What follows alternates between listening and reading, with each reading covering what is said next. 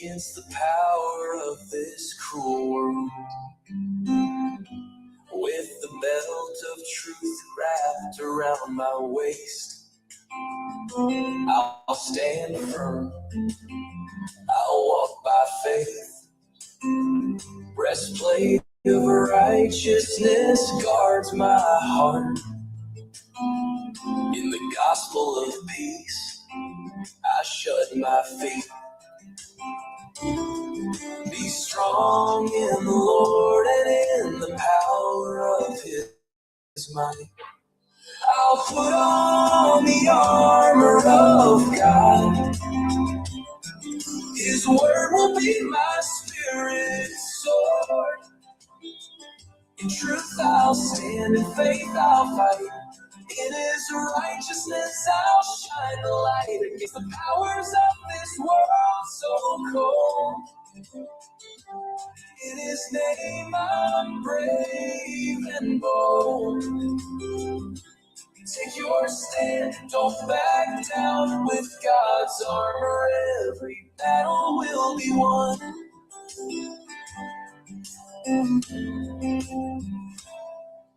The shield of faith guards my soul. With every fiery dart of evil it quench. With the helmet of salvation I stand tall. For my against evil will not blench. The battle's fierce, but I won't fear.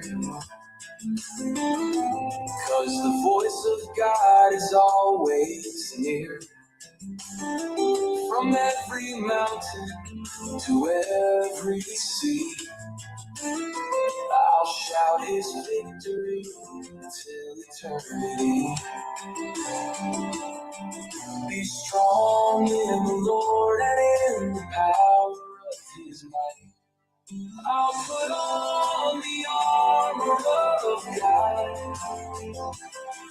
His word will be my spirit sword. In truth I'll stand, in faith I'll fight. In His righteousness I'll shine the light against the powers of this world so cold. In His name I'm brave and bold. Take your stand, don't back down. With God's armor every battle will be won. In the Spirit on all occasions, with all prayer and supplication, keep alert with all perseverance, making supplication for all the saints.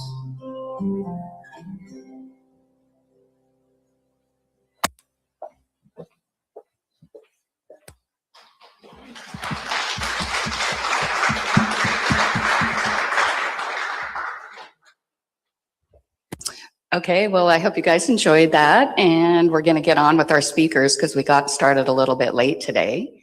So our first speaker is Jason Cisneros, and I'm just going to pull up his little bio here. He's a well-known entrepreneur. He's been very successful in business, and he's turned his mission to helping save and rescue children, and he leads an organization. I think we've got his slide up here. Do we have a speaker slide? Oh, Kayla's coming.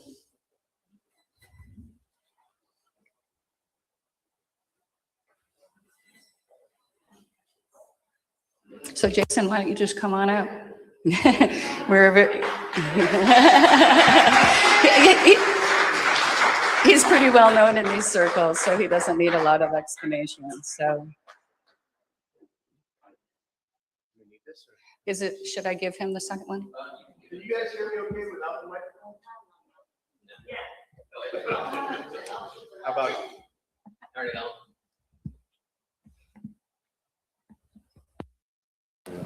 Testing. Is that better? All right. Cool. Well, welcome everybody. I love the video. I love what HARA said that this is. Come over here. Good luck. I'm what these people call a runner, so I go all over the place.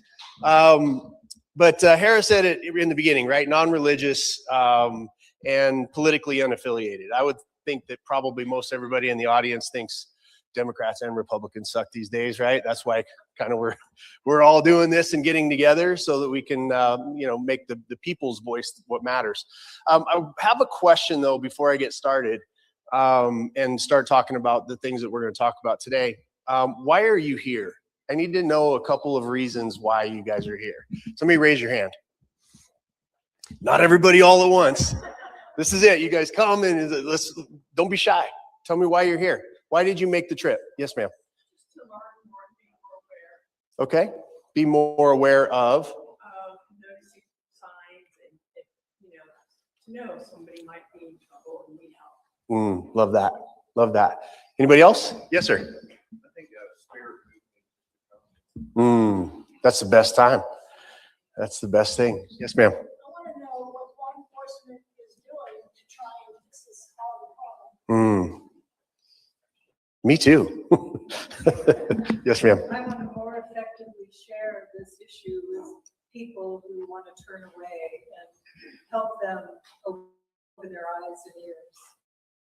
I love that. Not be afraid to know this is really happening. I love that. Anybody else? Yes. I've bore witness and had some first-hand experience. But I want more specifically to your question, to be more active locally. Because I have assisted in other capacities in other areas when it comes to human trafficking. And it's near and dear to my heart, so I applaud you, sir. So that is why I'm here today. I'm grateful for every person here today. Awesome. Thank you, brother. Yeah, give him a big round of applause. Anybody else have a burning share? Yes, ma'am. Why are you here?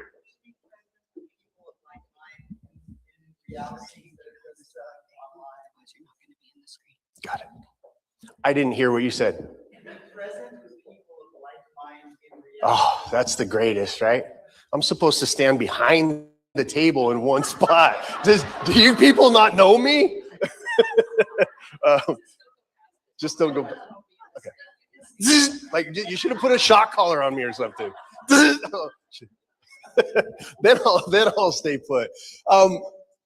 Amazing. You know what you said, sir, is really why my wife and I travel around and we talk about this stuff. We are business people at our core.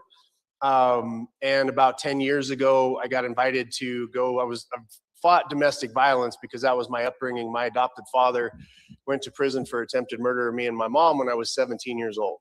Lots of abuse before then. If you saw pictures of me growing up, my nose is on different sides of my face. It was, but it was a blessing. I'm glad that man adopted me, and I'm glad that he was my father because it built into me this fight.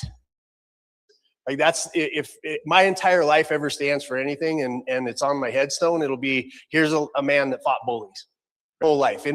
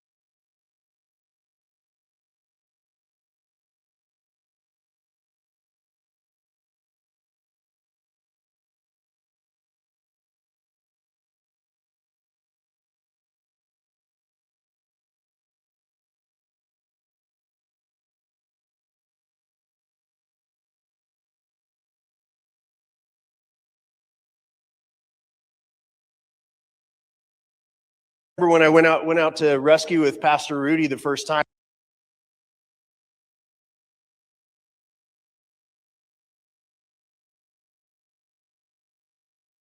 Gonzalez, and I wasn't a Christian when I met him, and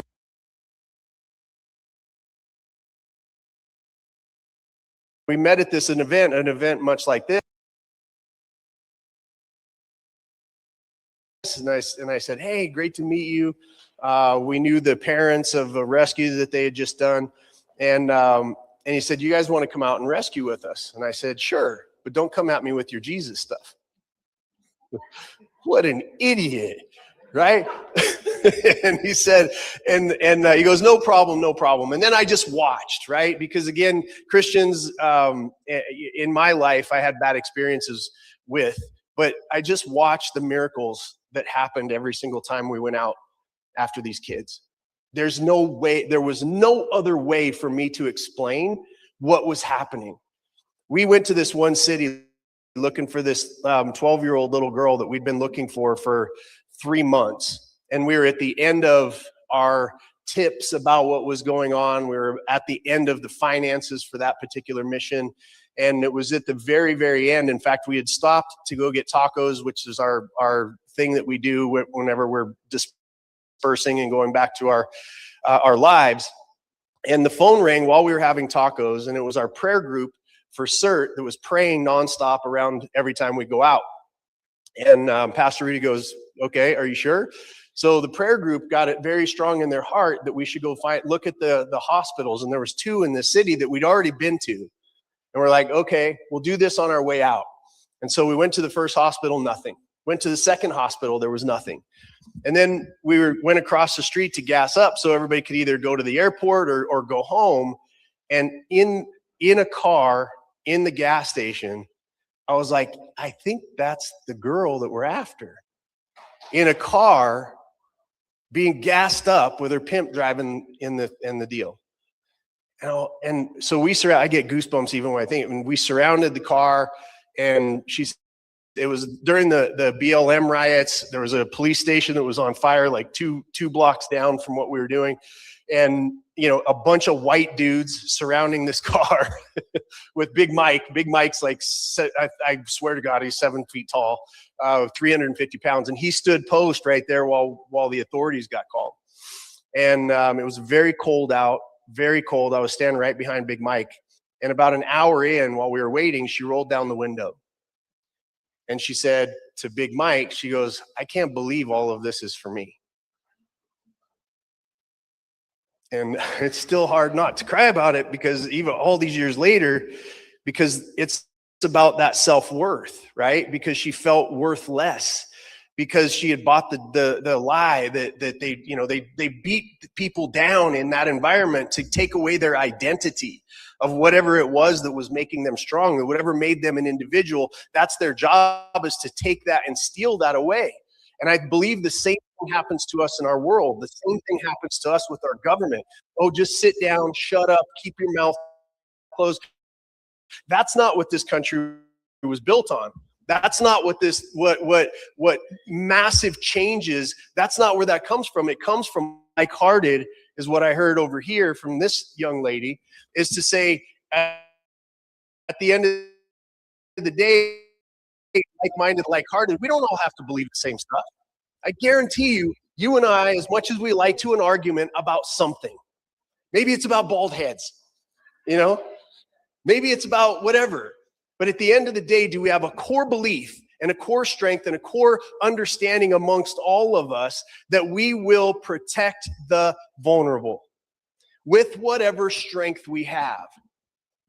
And that's what I believe we're all gathered here for. Why HARA, when she called, I'm here. Flew in from Salt Lake from another event that I was doing.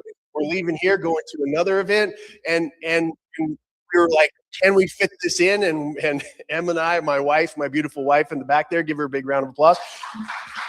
You guys you'll hear from her tomorrow. She's been undercover and doing rescues. I don't like to say this publicly, but she's a better shot than I am, And, but the point is all of us coming together.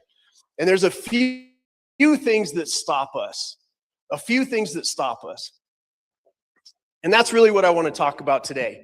I go to a lot of these events, and what you're going to have in front of you, the people that you're going to hear from is going to be incredibly powerful. But no matter who speaks, the only thing that matters is what you do when you leave here. It doesn't matter what we say, how nice the suit is, how famous the person is. That's not what the point is of having events like this. It's something that fires you up inside for you to take even one new action, right? I believe God created, and I've done this again, the 3,000 presentations, millions of people all around the world that I've been, and I'm always so inspired by the fact that there may be just one person in the audience. Nobody can be me, and nobody can be you. And that's your actual power. Is that it's you. God put something on your heart when you were younger, and then life started happening, right? You have to pay bills. You have to do this. I got married. I got to take care of kids. There's all of these things that start to pile on top of it that dim the actual reason why you're here. Do you guys feel that? Yes or no? Okay. And so if you feel that, then my job is that, because I need you to show up and to be able to be powerful, just like more than I need to show up and be powerful. I need you to. And these little girls and these little boys that are around the world, right? The domestic violence stuff. Every 11 minutes, there's a woman beaten in her own home. Every 4 seconds, there's somebody dying of starvation in this world, right? There's stuff that we can do together, but with a joyful heart, right? A joyful heart. And that's sometimes the hard part. What is there to be happy about? And we get into these things online, and we go and we're like, oh, all this and this is terrible. And then, somebody that becomes famous or goes viral for something, right? They get this thing, and then they're like, oh, I got famous and I went viral for that thing, so I'm going to go chase that thing. Is that thing really the thing that we should be doing, or should we be lifting up? Should we be finding each other? Should we be coming to events like this? Should we be challenging our neighbors? Should we be doing something different ourselves other than bitching and moaning and complaining? Right? And I mean that in the most loving way. Because I see a lot of that. A lot of people want to say, oh, Jason, we want to get involved in the trafficking, right? We come to these things and they're like, well, and they'd ask me, how do you get involved? You get involved with your checkbook. You get involved with throwing your body at doors. You get involved by prevention and aftercare or something. If you want to help the kids, then these are the things that you do. And then I look around and I go, who stood up? Who wrote checks? Who did this? Who went and did stuff? And it's always 2 or 3 people. Out of hundreds of audiences. I'm just being honest with you. I see this all the time. The worst ones are when I go when there's tuxedos involved. Because they only went to be seen and to be seen on social media. Nothing against that. But I'm going for the hearts in the audience that are going to actually do something, right? And I don't care what it is. It doesn't matter to me what it is, because I don't know. It's not for me to judge. It's between you and yourself and whatever you believe in as a higher power. That's what matters. And so I'm going to give you a couple things. I don't know how long I have to talk, but I'm going to use your phone. When do you want me to go to? Till what, 9:15? Okay, you'll jump up and down for me. Good, okay. Because I promise I will go for 4 hours. So here's a couple of things that stop us. Everybody stand up really quick. There's this thing that's called a mask. Okay? And I've been to so many of these. Like I said, I've done about 3,000 of these. I have termed something that you guys will probably resonate with, and it's called resting seminar face. Some of you know what that is, right? It's kind of similar to resting church face, right? We went out and had some tequila last night. We're being silly, running around our house naked, doing whatever it is that we do. And then we get into the environment and we all of a sudden go, and we put on a mask. We put on our publicly acceptable mask. Publicly acceptable masks do not change anything. Being who you are, the ferocity of who you are, If you were to take off that mask, if you were to show up in your own life and you were to be who you actually are, that scares people. Ah. Let me hear you guys growl a little bit. Let me hear you growl a little louder. Ah. Yeah, see? I feel some beasts in this room, right? Okay. And so if we're walking around with masks and then I bump into you and I've got my mask on and you've got your mask on, what's going to happen? Not a damn thing, because it's a lie talking to a lie. So one of the first things that you can do to make this event the most powerful thing that you've ever been to is drop your mask. Drop it. Be who you are. There is zero in between. And that is exactly how I like it. And if you hate me for good reasons, because it's me being me. You love me, it's great, because behind the scenes, we go have a tequila together, we have coffee in the morning, we're across the world. I am the same person here that you will see anywhere else in the world. The same. Crazy, loud, obnoxious, loving, fierce. And I know that, I feel that. And so here's one of the things I want you to do. Here's a great way to get away from, get around this. And it's something that I love. Find the eyeballs of somebody in the room next to you. Find the eyeballs, stare them in the eyes. Everybody turn to each other, find some eyeballs. Find some eyeballs. Look each other in the eyes. Look in the eyes. Look them in the eyes. And say this sentence. There's some things I really want you to know about me.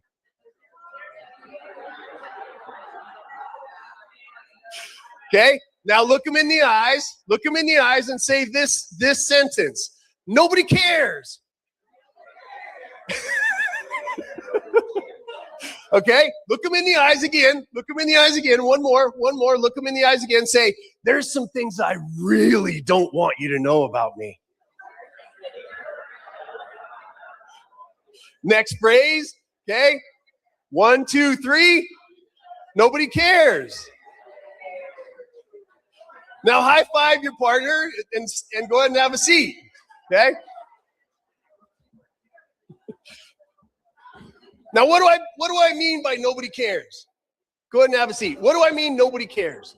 Does it mean that people aren't passionate, that you're not here because you care, because you have a heart? That's not what I'm saying. What I'm saying is that most people's lives are constructed around their husband, their wife, their parents, the friends, the people that are around them, and what they think of you. What they think of you. What's that? Yeah, the dog, right? And so most of us, it's what happened yesterday, who I was yesterday is how I have to show up today, because then I might lose the love of the people that are around me, right? I am a maniac who constantly changes, and my wife, God bless her soul, is just as messed up as I am. We don't have masks in our house. We don't have masks in our life. We don't have masks with our friends. I want to know who you are. All of the things that are broken, right? All of the things that were made you stronger than somebody else. And the pain that you went through created inside of you what I think is God's greatest gift, which is empathy, right? Caring about someone else more than you might care about yourself. And that's what I believe is in the beating heart of anybody that's going to show up to an event like this, is that you do care. But in order for you to have an impact, you have to understand that life is a blank slate. It is a white canvas for you to not ever think about what other people are thinking about you. Tony Robbins and I had a conversation one time, and I was whining about something, and he looked at me and he goes, Jason, he goes, who loves you the most in this world? And before I met my wife, it was my mom. It was an easy answer. He goes, what do you think she's thinking about right now? I go, I don't know. You know, and he kind of smiled and gave me that irritating, chin rub. And I went, oh, she's not thinking about me. Oh, really? Nobody's thinking about me. They're thinking about their own stuff. They're thinking about their own lives, right? And if they are thinking about me, generally speaking, they're not thinking good things about you, right? They're thinking, oh, how dare she step out? How dare he step up? How dare he say those things, right? Wait, that's the interaction. So if we all understand, drop our mask, be who you are, you're going to attract your tribe. That's why I'm here. That's why when HARA calls, I come, because she's my tribe. Do we believe the same? No, we don't. But I know that woman's heart. I know that woman's heart. Every one of you is here because she's fierce, right? And make a difference. It might make a difference. You might write a $5 check that brings that child out. It's $3,400 per rescue that we do, right? It's about $10,000 a year for domestic violence occur. It's about $1 to feed somebody. Like there's all of these things that you can do, whatever it is that's on your heart, whatever it is that is inside of you, not what I'm doing. Me being on stage is never about me being on stage. It's about waking you up, right? I love Awake and Bold. First you wake up and then you get bold, right? And then you get bold. So the takeaway, my wife and I are going to talk a bunch about the trafficking stuff and things to look out for and all that. We're going to talk about that first thing tomorrow morning. But I wanted to have this opportunity to say, you all will set the standard for what you get out of this. You all. It's not HARA's responsibility anymore. It's not any of the speakers. It's yours. Right? It's a siren call. It's like I just want to reach into your heart, grab it. I would love to hug every single one of you. I'm so grateful that you're here. I'm so grateful that you have a warrior's heart to be able to come to something like this. It's got to be another level. Right? It's got to be another level. However that looks for you. You know, you can donate to CERT. You can donate to Safe House Project, which is, you know, the aftercare that we work with. We've got prevention stuff. There might be somebody else with something cool that you guys want to get involved in, right? Donate time, donate money. If you donate time to charities, by the way, show up and stay, right? Don't go and be unavailable and do it. If you're going to do something like that, be all in. Be all in, not just so you can post on social media that I'm part of this, right? So, yes, ma'am.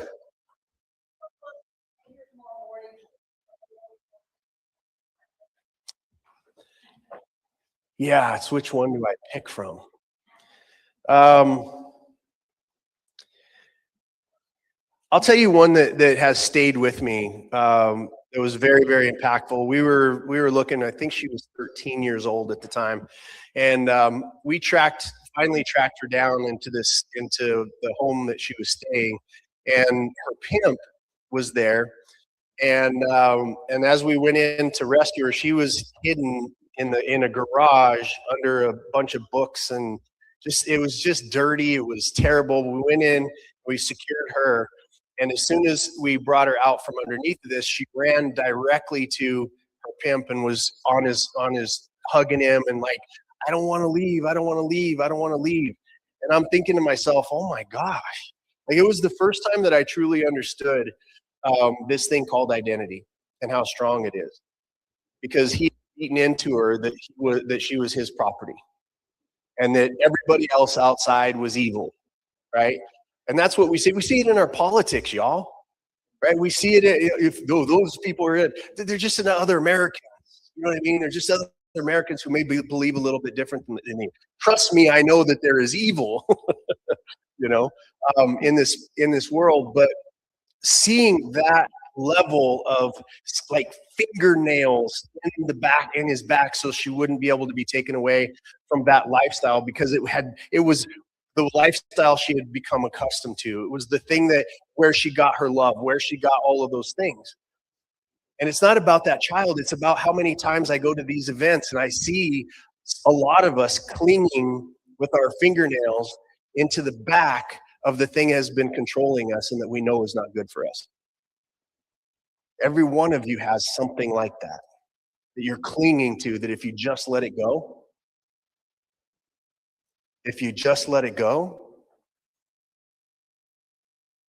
it's going to get better on the other side. It happens over and over and over again. We don't think about it. We were like, oh, it's them. I'm going to rescue those kids. I want to da-da-da.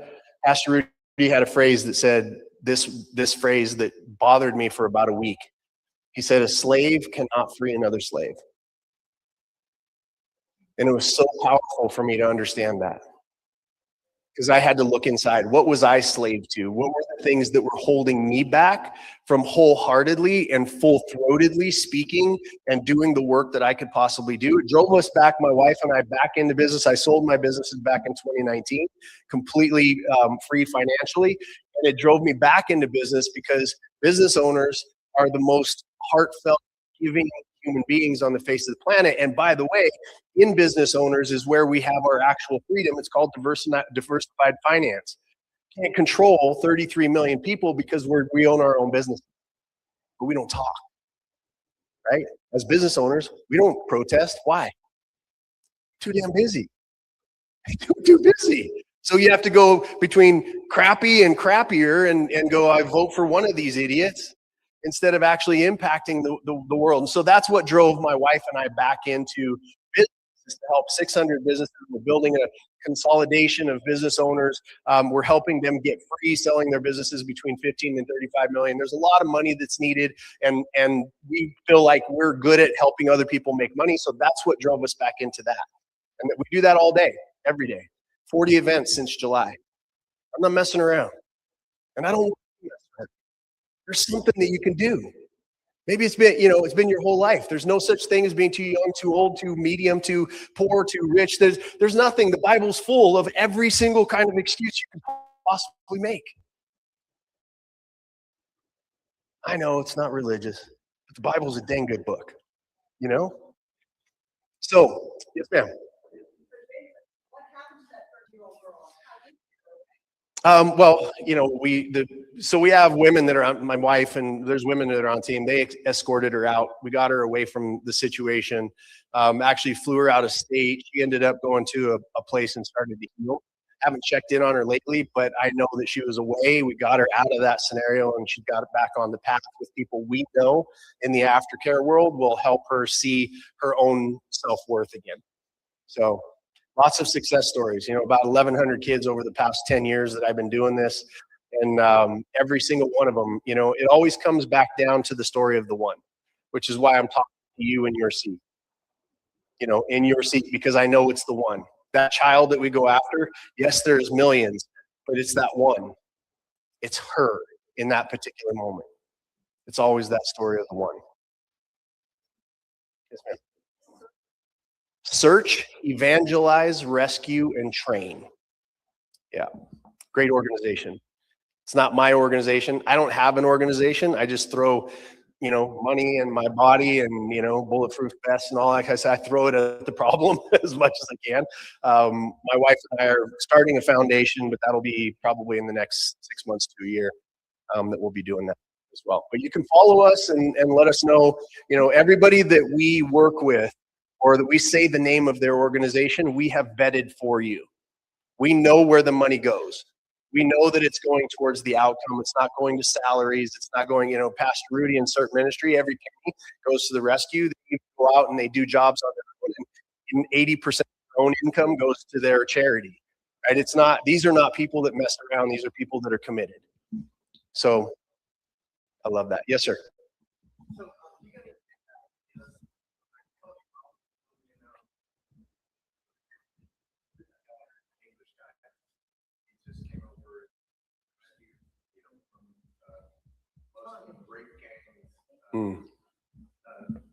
Yeah.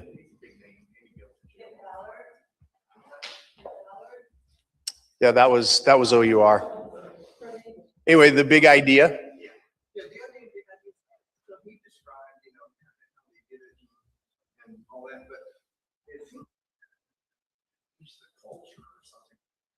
That's the point. Yeah, well, here's what I'll tell you. The big idea is anybody that is self-aggrandizing about the rescues that they do, they're not the organization you want to give your attention to, okay? Because it's about the kid. Anytime that people do that, you see that happening, right? And I could go through the organizations, I won't do that. But anytime you see that happening, it's more about the people that are on the team. It's not about the kid anymore. It's about, oh, where can I get politically? Where can we get more money from? Where can we do it? So CERT, the reason why I'm with them is they refuse to re-traffic the children. They refuse, right? They don't bring them out in public. They don't say, hey, this is the family that we work with. They never, ever do that. So the big idea, though, is do whatever you can from your chair, right? Be part of this organization. This is the big idea, is just individually, what can I do? Where can I go? How can I help? Those kind of things. Does that make sense? Yeah.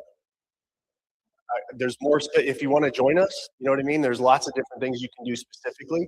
But the big idea is getting everybody awake and bold and given the tools so that we can all come together and change that. Thank you very much. Thank you, Jason. Thank you, guys. I just want to say that, like, Jason's out there in a major way. Like, he's rescuing children. That's something that none of us are probably going to do in this room.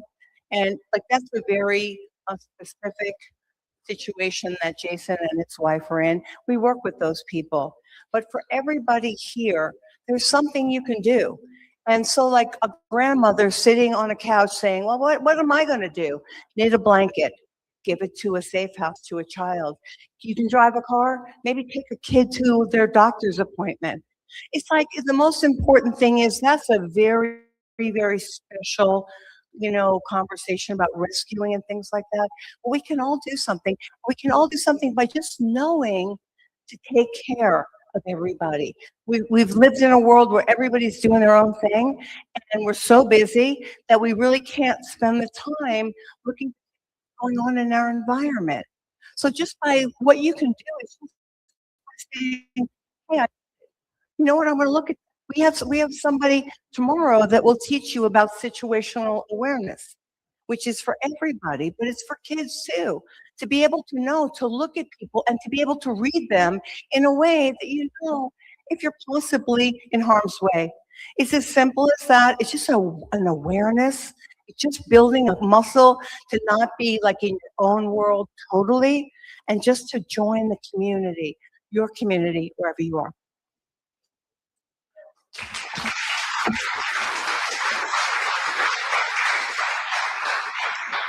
Thank you, Hara, for those words of inspiration. And I really wish Jason had a little more energy. Seems kind of low energy today. Okay, our next person on the roster is Hannah, and she's one of the co-founders of Awake and Bold. Elena, sorry. Yes, Elena. And she's going to be coming up to talk to us.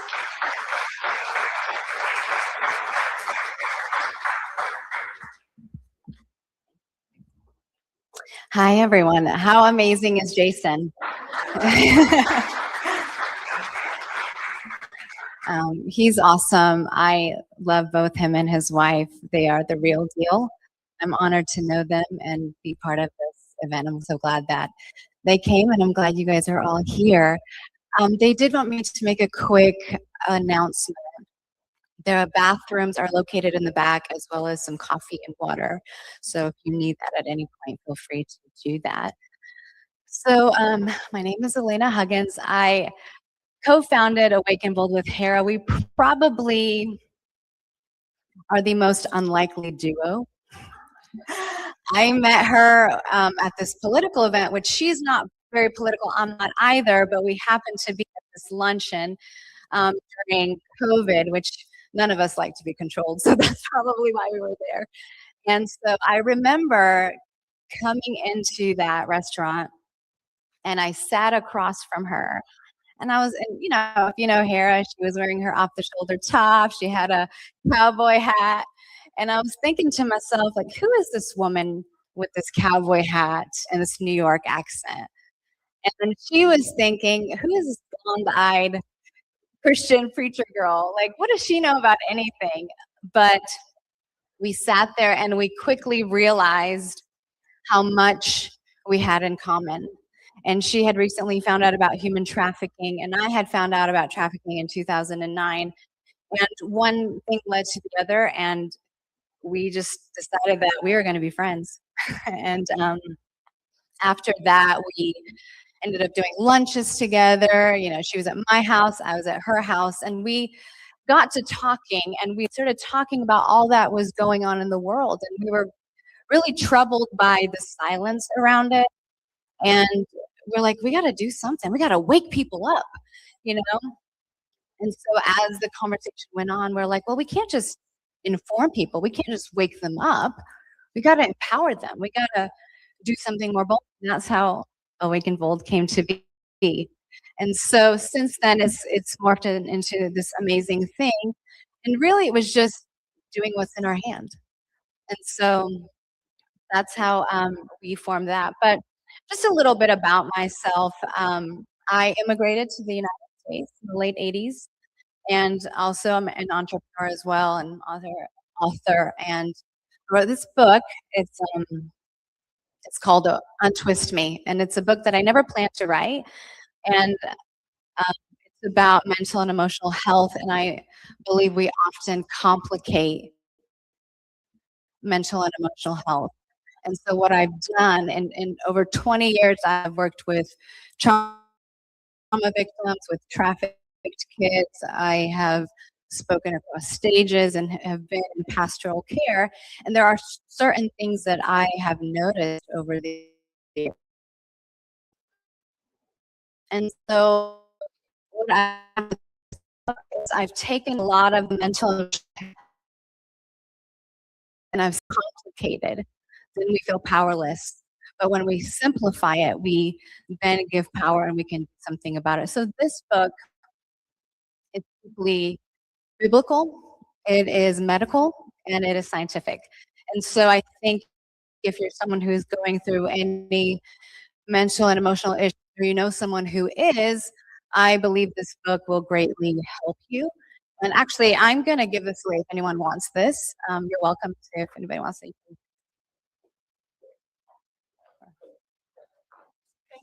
welcome. And I have more copies here. I also have it in Kindle format and Audible, and you can buy that on Amazon. But so yeah, so I've spent a lot of time in this space, and I'm also a mom. I've got 2 girls. They are preteen and teenager, so it's really fun right now. I would say probably my greatest work is being a mom. I love my kids so much. I never thought that I even wanted to be a mom. And I will tell you that I have been talking about this issue of human trafficking probably since they were 5, and just allowing them to be super aware of what's going on in the world. And so having said all of that, I think when it comes to human trafficking, I think like many of you, and even as Jason shared his story, when I first found out about trafficking, it was back in 2009. I was living in Australia at the time. And I was so shocked that something like that existed in the world. And I didn't sleep for days. And I knew very quickly that I had to do something about it. I couldn't just know this information and be quiet. And so I quickly got involved with an anti-trafficking organization that is a massive one right now worldwide. And my role in that organization was, I was head of the research department, and my job was to find out why trafficking exists. Why do people, specifically men, but why do they travel to, at that time, this was in 2009, but why were men traveling to Cambodia and Thailand to have sex with little girls? That was my job, to find that out. And so as I was researching, I realized that the porn industry was one of the massive culprits to this issue, because with pornography, it's something in us that is never satisfied. People are always searching for novelty. So regular porn doesn't do it for you after a while. And so what happens when you start going deeper and deeper into this world, you start looking at kids, and you no longer look at people as people. You start looking at them as objects for your pleasure. And so that's when someone would watch this, they would then, of course, act it out. And so that was what a huge reason why. And now it's become, it's evolved over the years, but now it's a lot of parents that sell their kids, definitely teenage runaways.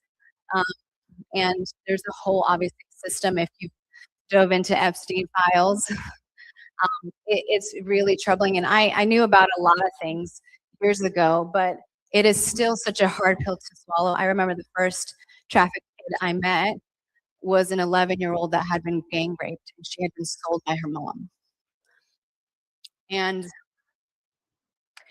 I think when you hear all this stuff and when you start diving deep, it's very difficult to understand why people do what they do.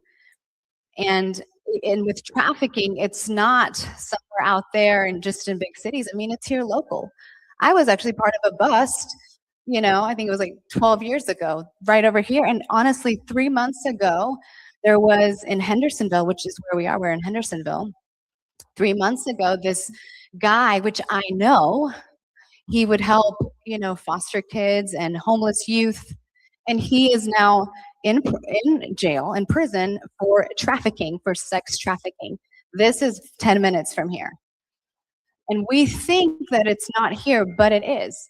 And so we always love to look at things from such a distance, and we always feel like, oh, what could I do? And I know a lot of these subjects have been covered and will be covered.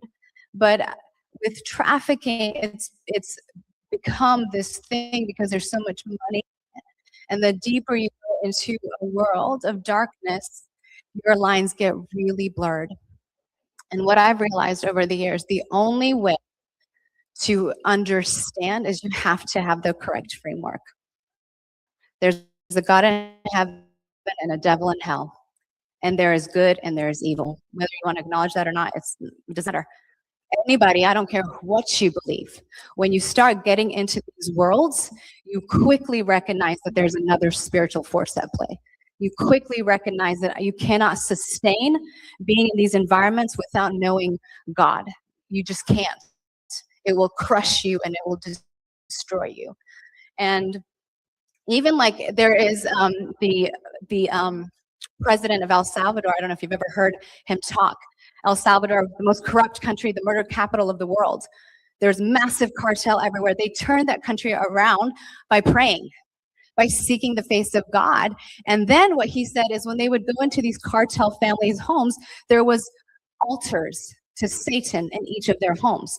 There is other powers at play. And when you don't have that framework, your brain cannot comprehend this issue.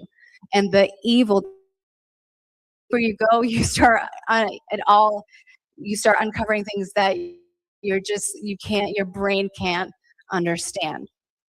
Because this is what happens, is if we understand, and there was a beautiful song about God, we don't fight flesh and blood. It's principalities and powers of darkness. The scriptures say that.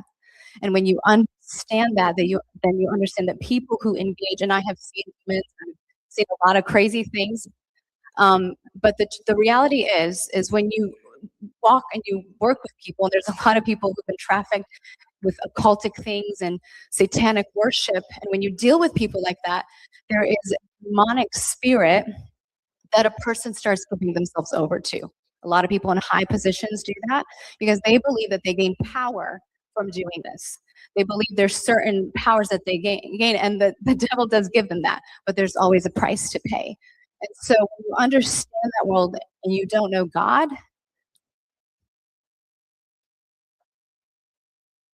you're not going to be as effective. It's just the truth. So having said that, I just have 3 things that I highlight just to help you frame, and I know you're going to hear a lot today. But I would just say this. Number 1, know God and know your Bible. When you know God and you know your Bible, it eliminates your fear.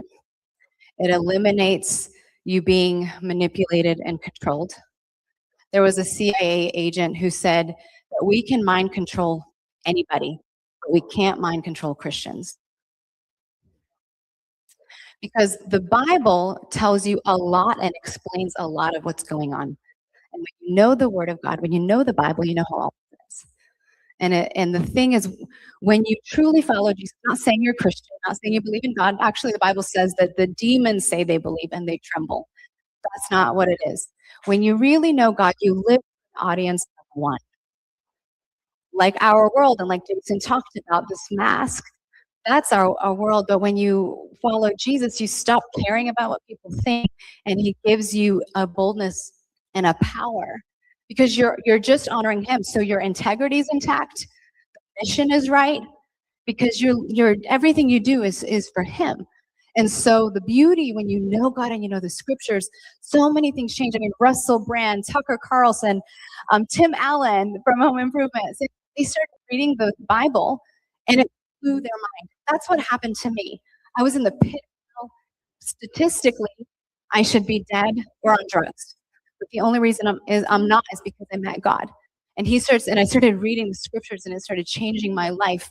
And I started recognizing patterns, understanding what's happening, and it eliminates your fear and it gives you clarity and it keeps you grounded. When you chase this and you chase that belief and you're here and you're all over the place. So when you have that intact, and I know I wasn't planning to talk about this to this level, but I really am pressing this because if you get this, you will get everything else.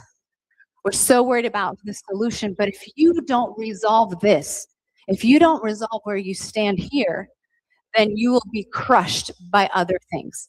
If you resolve this, this will change the game 100%, and it will embolden you. So number one, know God, know your Bible. It eliminates fear. God will guide you. Like he even shared the story, and this has happened to me so many times where God will speak to me and show me things.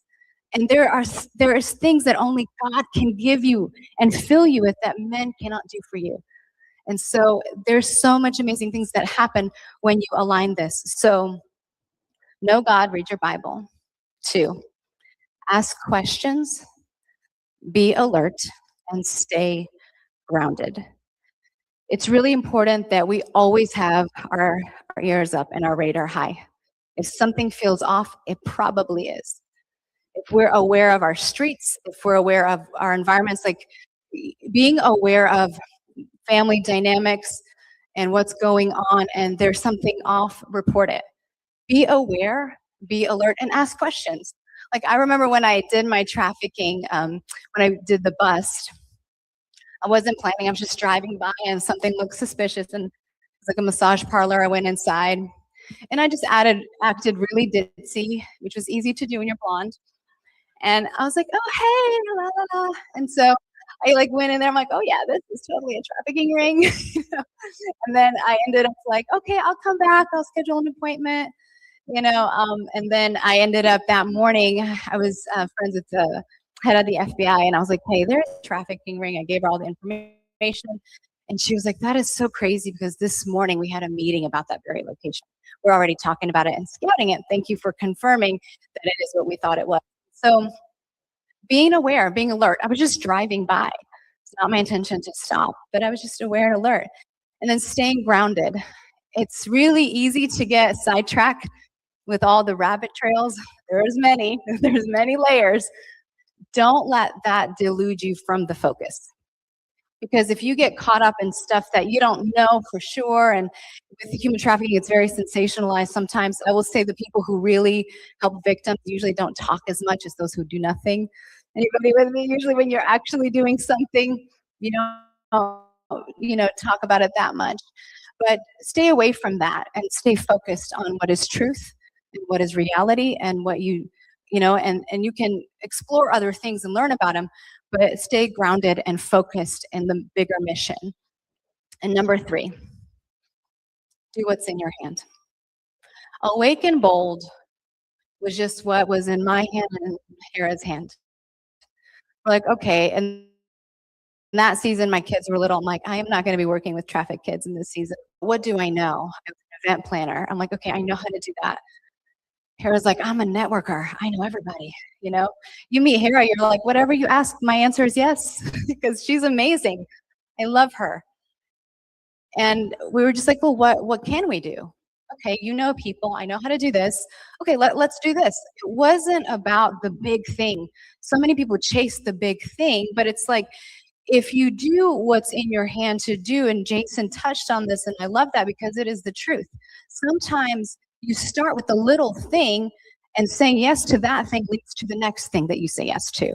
And maybe your journey will be starting from the small thing, and it will lead to the big thing that you never thought you would do. But if you don't say yes to the small thing, you won't get there. Also, if you get there prematurely, it can ruin you. And I've seen it, and anybody who's been in any leadership capacity, sometimes success destroys people. And you don't want that. You got to build that character, saying yes to the smaller things first. And like, what is in your hand? Hold on, I'll get to it in just a minute. What is, and so it's so funny. So I have a brother who works at the airport. He is the quietest guy, super chill, super low key. I think we were talking about like the Epstein files and trafficking. And he's like, oh yeah, I have so many, he told me, he said, I've had so many traffickers arrested. And I turned to him and I said, what? What do you mean? Like, you're my brother. How do I not know this? And he's like, oh yeah. He's very unassuming, but he works at the airport. He's like, I always know the signs. He's like, it's always a handler that's handling their documents. I'm always like, oh yeah. And he's like, I'm super casual about it. And I see the children sometimes that they have. There's always a story with it. And he's like, I just casually say, yeah, come over here. We'll take care of you. And he's like, I have had so many traffickers arrested, and they would never know that it's me doing it. That's how it works. It's the one that you would never expect that is often doing a lot. And so even with us here, I would say, like, as a mom, I talk to my kids about it all the time. I talk to teenagers about it. Roblox, social media, Snapchat, those are huge things that predators are using to track your child and to kidnap that child. Talk to your children, talk to your grandchildren. Be that woman on the street that all the kids want to go to your house. And you be their protector. I mean, I sent this post, I'm like, if we were just to give the Epstein list to the moms and a couple of guns, we would handle it already. We know how to find you, we know how to track you, and you can lie as much as you want, but we will always find the truth, right? So there is so much more power that you have than you realize. So what's in your hand? I'm going to close with this one passage of scripture that I love very much. And it's Proverbs 28:1. It says, the wicked flee when no one's chasing them, but the righteous are as bold as a lion. And that is so true. Because people who are always up to no good, who are evil and corrupt, their lives are so stressful. They're always looking over their shoulder. They're always worried about someone saying something, showing something, breaking their house of cards down. And they're always concerned. And they're always running from something, even when no one's chasing them, because they're so paranoid. But the righteous, when you're right standing with God, when you're aligned with God, when you're doing what is right on the earth, there's a boldness that comes on you that you don't care. You become like a lion. And when we started Awake and Bold, our symbol was a lion. So that is definitely the truth. So be awake and be bold. So thank you so much.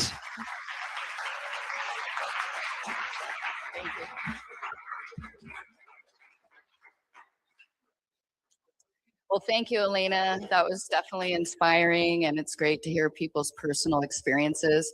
But what I really liked about her story was the meeting of her and HARA. We frequently go to different events. We have our preconceptions of different people. And what's really amazing about that story is those people saw past and they found something, they had common ground. Because it's frequently people who are opposite of us that bring out the best in us. So let's just try to put our misconceptions aside and work together, because there's probably some people here today that you're going to meet, that you're going to know for a long time. And that's how many of us are at this event. That's how we met and how we're working together today. So our next speaker is Natasha. And Natasha has a very heartbreaking story, and she's going to talk a little about her life's journey and her family's recovery.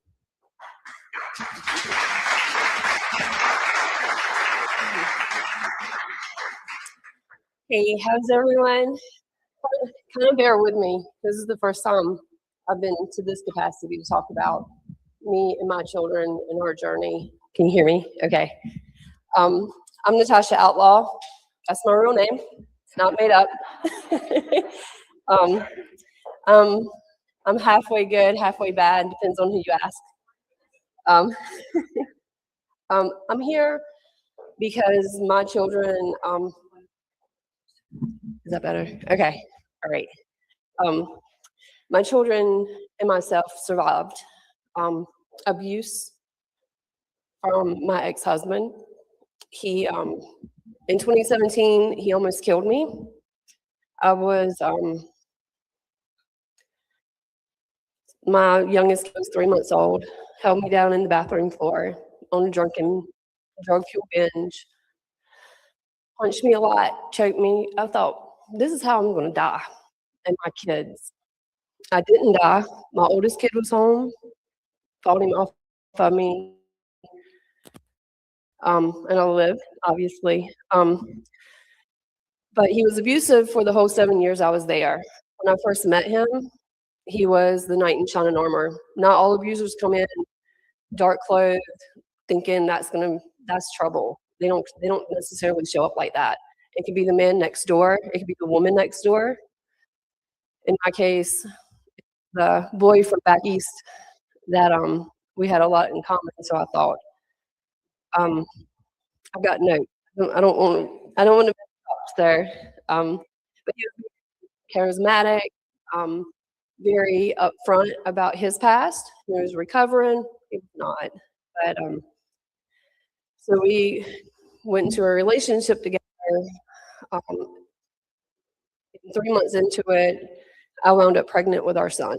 He wasn't supposed to have kids. He wanted to create this life and this family and upgrade me because he came from money. I did not. I've worked and fought for everything I've got. And that's one of the first red flags. When someone's trying to take you and upgrade you, and they start, switching your phone from your name to theirs, bank accounts from your name to theirs, putting you in a house that don't have your name on it. Just anything that I took in there, he took away. He gave me a better life. And if you ask half of the people now, that I was the lucky one. I was not the lucky one. But fast forward, I got pregnant with my son. I had him in probably around 6 months. Maybe a little bit old enough to start using an iPad. I would come home and find my child watching pornography. At an age where he could not even speak, but say mama and dada. And when I confronted my ex, usually I was laying on the floor, beaten bloody because I said something about it. Or he would come back as, oh, I must have left it on the iPad. And what he was doing was grooming my son for what was yet to come. And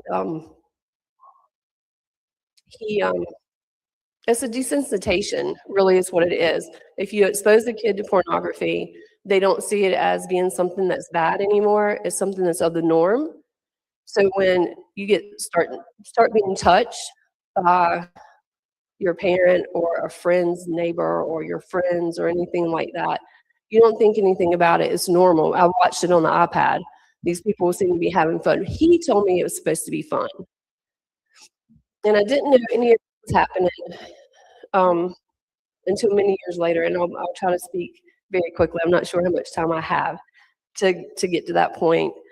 But a lot of fighting. And this went on for years, the pornography. It took him that long, very strategically, to figure out if I expose this little boy to this much pornography. And it's not just your run-of-the-mill pornography. It's kind of like how Elena said.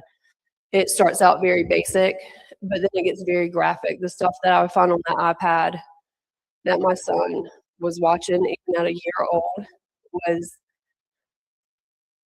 you can't even fathom the stuff at just a fingertips expense on a cell phone or a computer. And there's my little boy watching it. So I was trying to get out of the relationship because it was very abusive. He never stopped being very violent. I would wake up being pinned down, face down, arms behind my back, him doing whatever he wanted to do to me. Wasn't allowed to go to the doctor, no matter how bad the beatings or the sexual assault was. And if you're in a relationship or you know someone that's in a relationship, rape is rape. It doesn't matter if you went into that relationship committed. It's your body, and you protect it, and you speak up for it, and what you have to do to get safety. Don't accept things like I did for probably about 7 years. But anyway, I was on my way out, trying to get out of the relationship, and I was working. He was taking the money I had, and then held me down. He was very, very smart the way he thought. He was very keen on my cycles. He knew about the right time to do the right things. So I got pregnant after 2.5 years with my daughter. Beat me in the stomach with a laptop with her. All the time, he's still doing all this stuff, sexualized desensitization to my son. And fast forward, I finally got out of it. And in 21, I was watching one of my best friend's little boys. And all of a sudden, they just kind of cut us off. They didn't have anything to do with us. They wouldn't return my calls. They didn't want to have play dates anymore. And I guess about 4 or 5 months later, she kind of called me and she was like, hey, we're going to have, such and such birthday party. I kind of want y'all to come. So we came. And she pulled me to the side about halfway through that birthday party. And that's the day that my world kind of stopped and shattered. And like all the things I didn't see but saw all kind of came full circle with me. She said, the reason that we quit having contact with you is because my son came forth and told us that your son, while you were watching him, taught him how to do oral sex on him. And that it wasn't that weird when he got him to pull it out, do all this stuff, but it was weird when he made her son put his mouth on my son. I immediately packed my kids up, put them in my car, and I sat there for a minute. And it had to be the voice of God, because immediately you're like, you don't know what to do. You're kind of stuck between a rock and a hard place, right? So I sat there calmly, and I just said, hey, bud, I need to ask you something. Like, and you're not in trouble, and you're very brave, but I really need to know the truth. And at first, he denied it, and he denied it. And I was like, so we'll just say M is his friend, just for purposes. So M's not telling me the truth. It's all made up. So I need to go back and talk to his mom. And I think immediately by then, I had put his dad in prison because he was going to kill me with a gun. It had nothing to do with the abuse. It had everything to do with something that wasn't related to me, because they didn't care that if he killed me or they hurt me or what he was doing with my son with the pornography. Zero cares. But they cared that a felon had a gun. And there he went, 2 years away.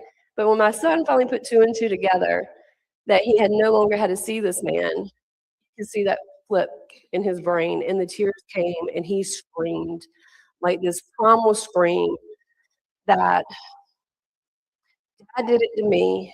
He made me do it to him. He made me do it to my sister, and he did it to my sister. And it happened a lot, Mommy. And I sat there with that for a second, and I said, I need you to tell me that one more time. Because surely I wasn't hearing what I thought I was hearing, right? That's exactly what I heard. So I got home, and I called the police department of the county that I live in, and an investigation started. And then my son, he wrestled, so I talked to his wrestling coach, because at that point, I had absolutely nobody in my life. I had very little friends because my ex had run them all off. Nobody wanted to be associated with me because of his drug use and his outlandish ways. I was isolated, 100%. And the wrestling coach was the only one that I had at that moment. And we were very brand new into that family. And being a wrestling coach through all of these trainings on things like this, which makes you a reporting entity. And that's exactly what his coach said. I have to report this. I said, by all means, do me that favor, because if it's one voice, 2 voices, the more I can get, the better off we'll probably be. And he did, an investigation started. The county that I lived in, CPS and DSS got called in. And quite often we always wonder, I know somebody in the audience said, I want to know what the law enforcement is doing to protect the kids. They're working, they're doing it. It's when it hits the court system, in my case, it's where it failed.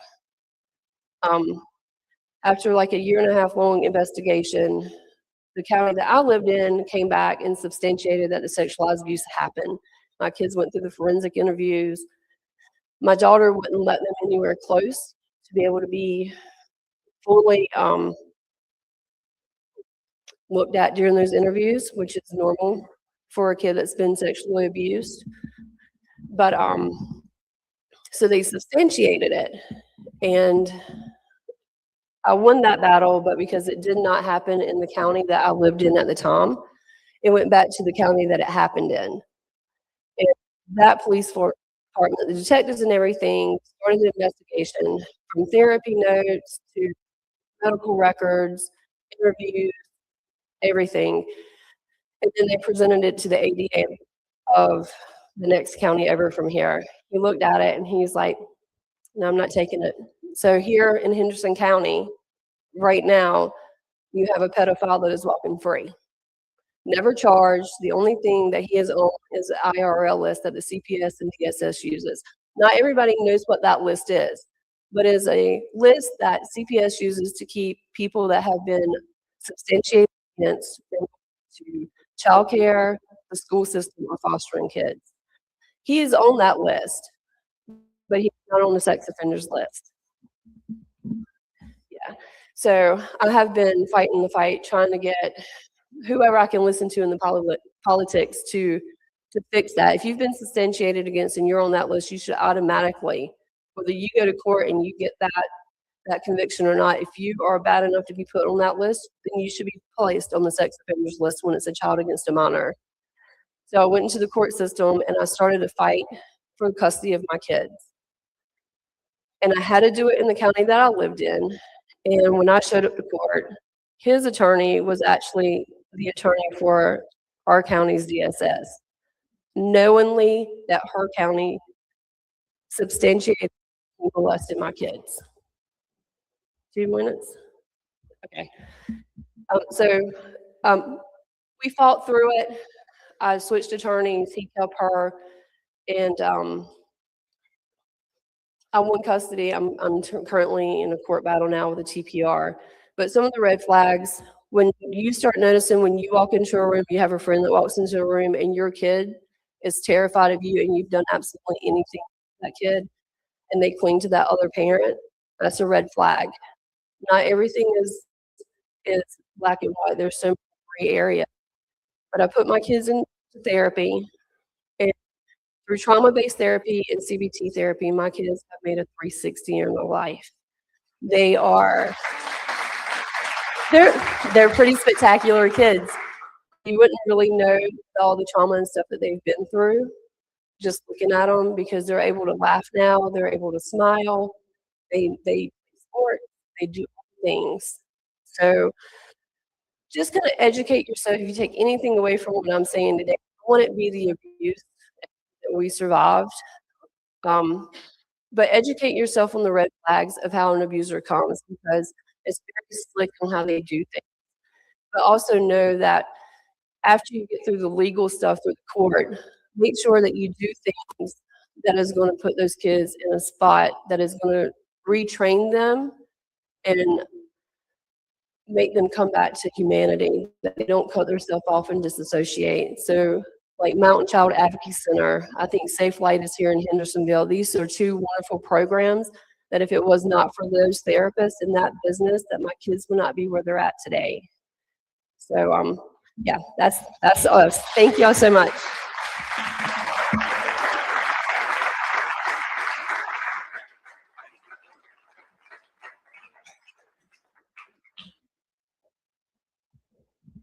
Okay, wow. So that's a story that's probably more common than human trafficking, and probably going on in the neighborhood right near you. So we can all be aware, and thank you for sharing that story, and God bless your family.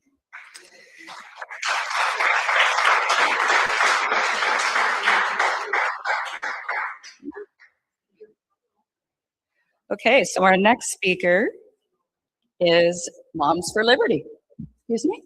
I moved in Hendersonville almost 7 years ago. One of the first, because I had done such a deep dive, one of the first things I did was go online and see what files were in, registry files were in my neighborhood. And within a mile and a half, we had 6. And I had nephews. Like I said, they're in every neighborhood, and at least we have some reporting and we can go online. But they still play on the children, even though they're on those lists. So it's your job to watch over your kids and also make the children aware without making them fearful of what's outside their house. So here we have Moms for Liberty. They're an amazing group. Are you ready?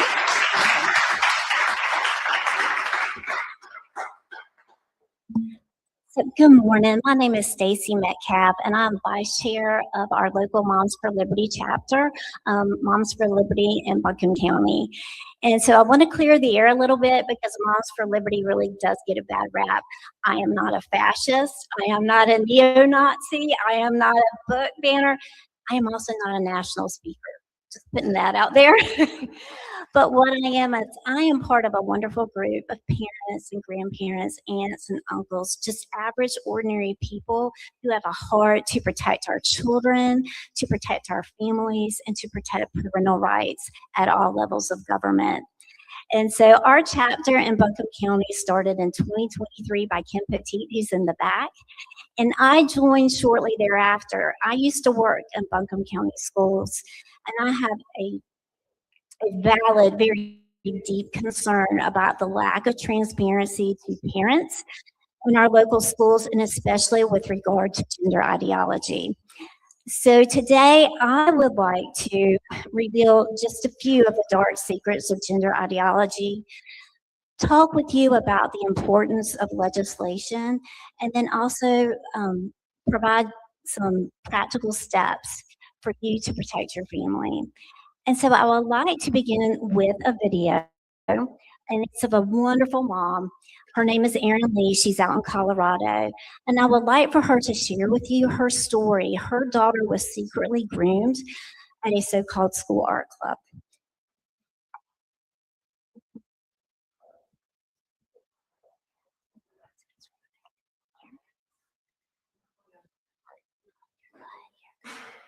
I'm a mom in northern Colorado, and my little girl, just 12 years old, was targeted with gender ideology in her public school 6th grade classroom. She thought she was attending a HARA club, and when she got there, it was Gender and Sexuality Awareness Club, or GSA.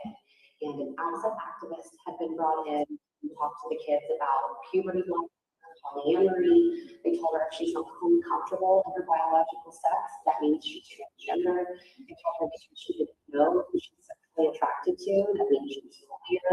They handed out a contact number to reach the activists. And they told her parents might not be safe if you could lie to your parents about this meeting. Nothing in life prepares you for that moment when your child comes home for a regular Tuesday at school and they're completely confused with transgenderism, which is something we had no knowledge of prior to that day. It was a range of emotions. We were scared, we were angry that this had happened to her, we were sad that she was already in this deep state of confusion, and we hadn't been notified of what was happening. And so we tried to do things the right way. We followed the proper channels, the school and the school board, and we got some answers from them, and we got pushback. And all of the avenues that we took led to them being proud of what they had done with it. Unfortunately, gender ideology takes a strong hold of vulnerable children, and she really identified with that transgender label, and it took 9 months to pull her out of the dark. So after the 9 months of dark, clouded confusion had been lifted, she began to realize what had happened to her. She was angry. We watched the As a Woman movie, and she said, "Mom, why didn't I understand this was happening to me when it was happening? Like, what can I do to make sure this doesn't happen to other little girls?" And I said, "You let me tell your story." And so it's with her support that we have been so vocal in public with what happened to us.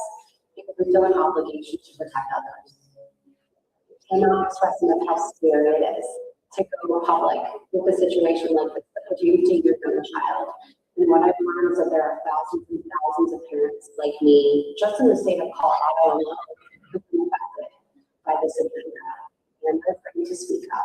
So when we went public, of course there was a lot of hate that came at us. We're called hypocrites and haters and murderers. There's so many people who care about the issue, and they're appreciative that we're speaking up. Parents' rights are under attack throughout the country, but especially here in Colorado. I feel like we're ground zero for the government taking authority over our children. There are laws in Colorado that were mostly passed in 2019 that usurp parental rights and enable 12-year-olds and up to be the steward of their own mental health care decisions, that allow therapists to only affirm gender-confused views. And so when we reached out to therapists for what happened to their daughter, made things worse because of these laws and because of the mentality that as parents you must affirm gender, that you are hateful and bigoted and you will harm your child and cause them to be suicidal if you don't go along with the gender. We knew as parents that was not the right answer for our child. We had to stand between this confusion and her well-being. And so we didn't go to school. We took the approach of not affirming for male, and we saw it all from church, from family organizations, faith-based. We removed the negative influences in her life and replaced them with positive influences. Because affirming children in this confusion is more harm. So after this happened, I learned how to record requests, which I've never done before. And I learned how to look at class, you can see their emails, their calendars, what they're doing. And what I found is that there's a deep agenda in pushing children. I found a 15-page agenda that has a gender support plan with it. Are the parents supported? If no, how do we accommodate? So their plan is to transition kids and lie to parents right off the bat. When your child suffers gender confusion, the world tells you to go along with it. You must affirm it, or you're a hater, you're unloving, you're unsupportive. And I've received all of those criticisms. But now on the other side, my daughter, the dark cloud has been lifted, and she's back to her old self, the new improved, stronger version of herself. I understand that we have to trust our instinct as parents, and the best thing we can do is not lie to our children. My daughter is Bryan, has completely desisted the transgender identity. It's been almost 3 years now, and so she's had a lot of time to heal and to reflect on what's happened to her. And she's even in a place now where she has parents who to others who are going through this. She sees someone who is clearly suffering gender confusion. She'll encourage them and pray for them and give them advice, help them get to the root of where the confusion came from, and just share her story of prior to this happening. I would self-describe us as sleepwalking parents, blind and trusting the schools, lazy Christians, and I was raised with ritual relationship. With him, my husband was raised in an almost anti-religious household, and this happened, and the only way to it is with his parents. And so our whole family has embraced relationship with him and really grown in our faith. And we all share together, and we're a better family because of it. This of our children and the gender ideology is a spiritual battle. And truly, we saved our family when we people for finding power and physicality. This is early fight, and there's no way we could have made it through the And I think the most important thing we can do for our children is to teach them God's truth, that we are made male and female, not make mistakes. It's the way that we can save our children. This is such a cultural issue. If not in all the schools, they see it on TV, in commercials, on billboards. It's just coming out of them. So we've got to put our kids with the knowledge that God made us perfectly.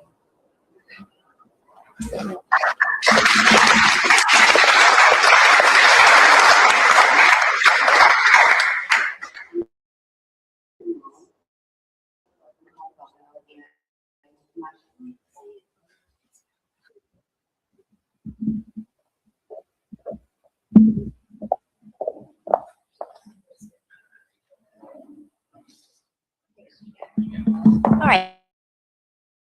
So that we're on the same page. So born in the wrong body.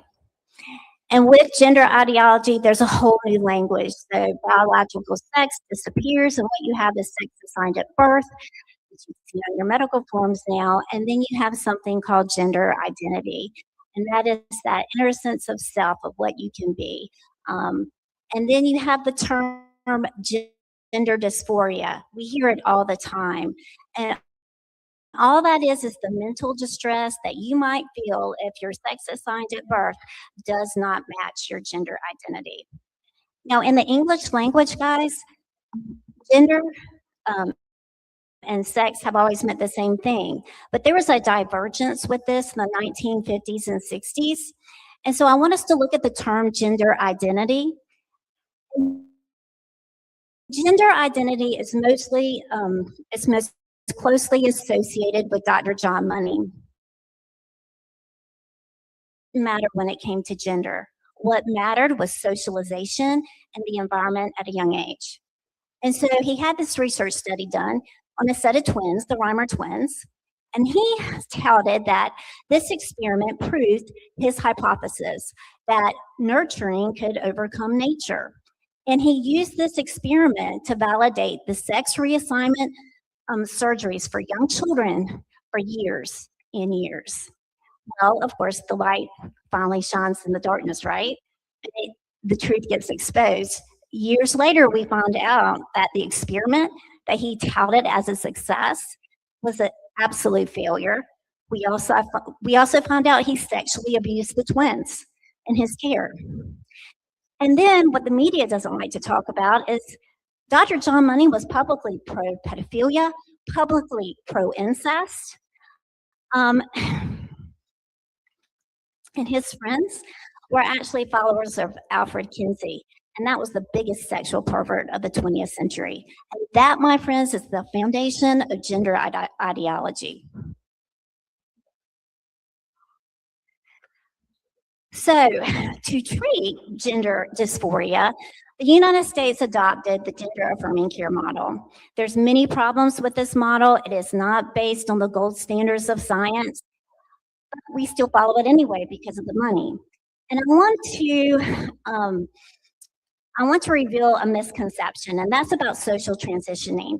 We hear it all the time. Oh, it's harmless calling a child a different name or a different pronoun. It doesn't do anything. Just go along with it. And that is so not true, because almost always, and the statistic is almost 100%, those that socially transition over time, those children go to medical transitioning, and that just leads to sterilization. So, and the reason being is you are causing psychological harm. You are creating cognitive dissonance in children when you social transition. You are expecting them to believe two incompatible beliefs at one time, that they can be and not be. They can be a girl and a boy, and it's not logical. So you're actually harming the children. And here locally, Buncombe County schools and Asheville City schools totally embrace social transitioning.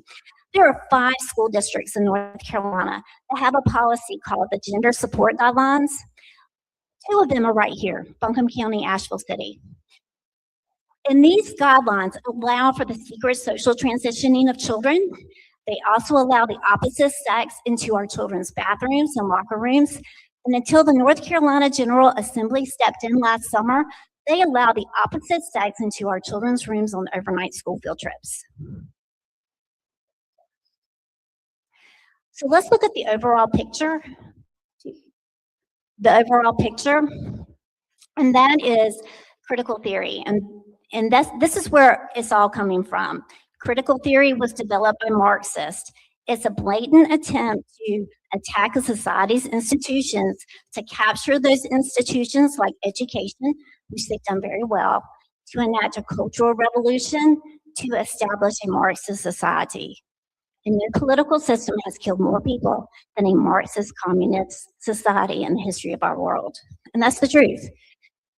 These terms, social emotional learning, CRT, you've heard them, SEL, social emotional learning, is deeply embedded now in public school curriculum, and that's scary. Gender ideology falls under queer theory. Queer theory is just the upside downing of norms. So the goal is to, again, upside down the norms, the traditions, to enact a cultural revolution. And the target of queer theory is our children and through the education system. If you can queer a normal child, you can queer a normal society. Here's the deep, dark, ugly secret. The original queer theorists, the majority of them were pedophiles. And in queer theory, children should be allowed to explore their sexuality at any age. And the only thing holding them back is social constraints. So if you flip the norms, if you flip the traditions and the standards, guess what? Our children are fair game.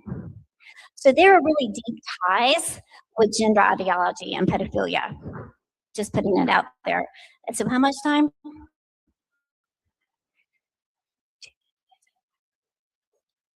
Well, I have a lot to say. I thought I had 25 minutes. So anyway, legislation matters. So I'll just very quickly go over this. Federal law does matter.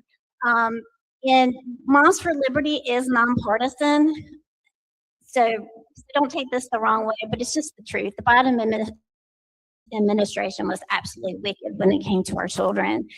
And when Trump came in, he had a slew of executive orders to protect our children. He directed the DOE to recognize sex as biological, not gender identity. In Title IX, Health and Human Services started defunding pediatric gender clinics. The largest one, which was in LA, closed in July. And just this past weekend at Vanderbilt, an actual adult gender clinic, surgery clinic closed.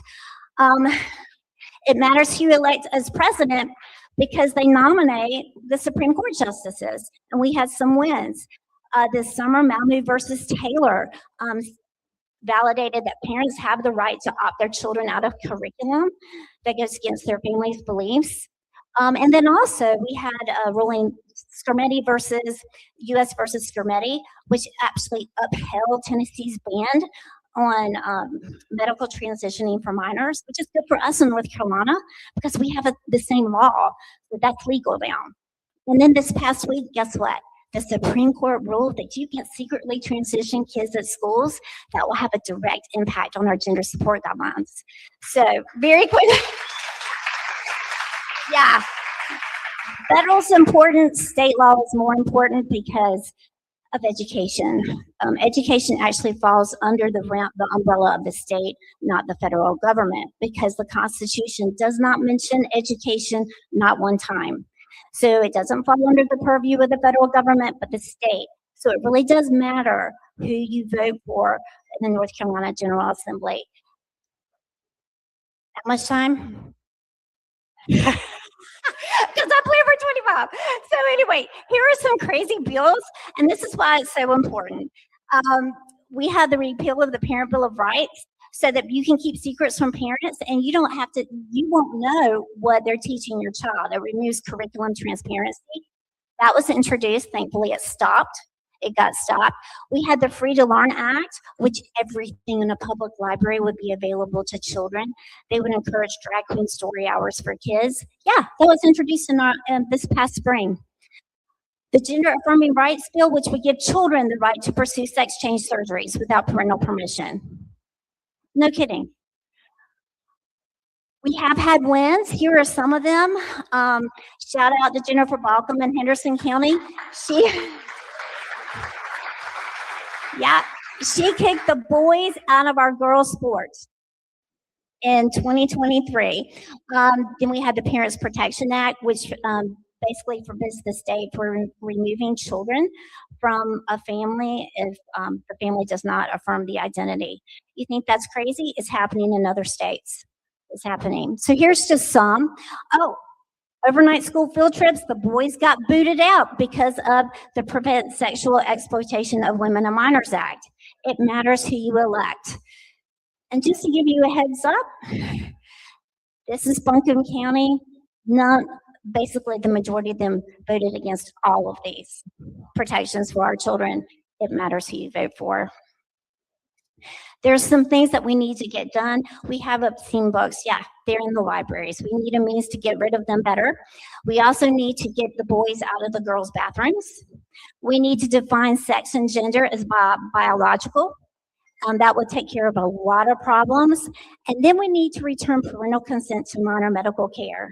Because did you know that North Carolina has this crazy law that children at any age can consent to medical care for certain conditions? And that includes AIDS, STDs, alcohol, drug abuse. It also includes emotional disturbance, which would be gender dysphoria. It's at any age.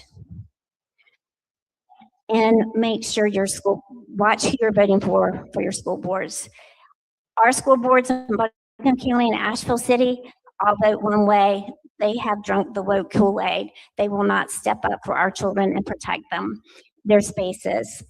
They're all in on the gender ideology. Keep these folks in mind if you're in District 5 and 6.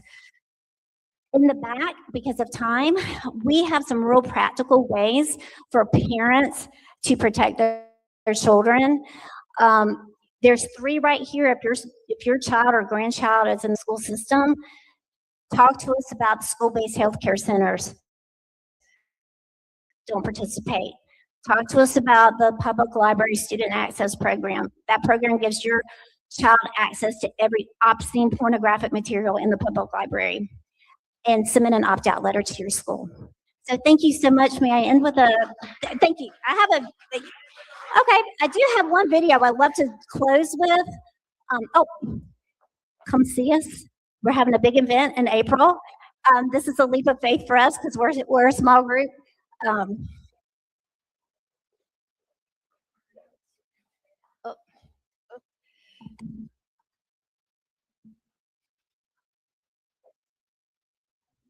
It was horrific. What have I done to myself? I started to wonder, like, what's wrong with me this time?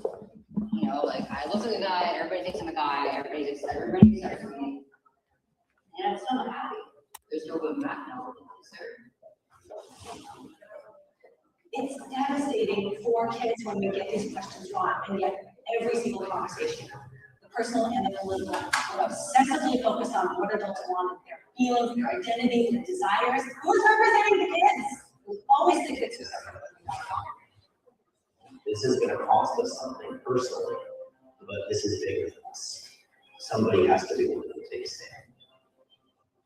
We have to be able to debate what's true rather than having that dictated to us by the powers that be. This case represented three speeches for violence, not rights, they can take they can take anybody, But not only that, we have a sense of time to deal with children. And I was really You'll imagine everyone made in the image of God, everyone, everywhere, in everything.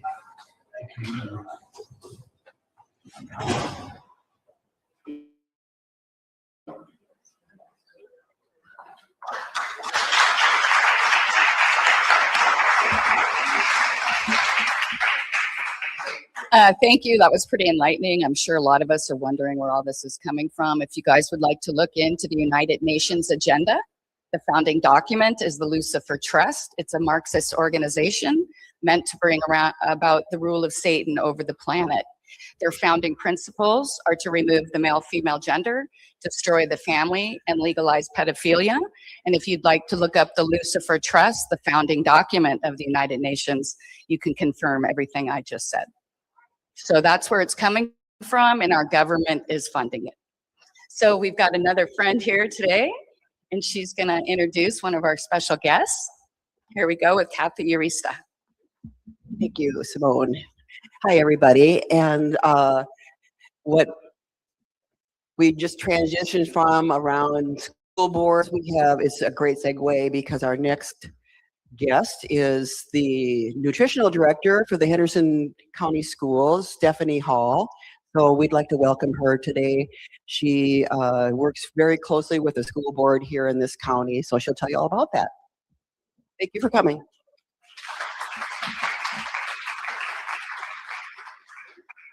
Good morning, everybody. Like she said, I'm Stephanie Hall. I'm the Child Nutrition Director with Henderson County Public Schools.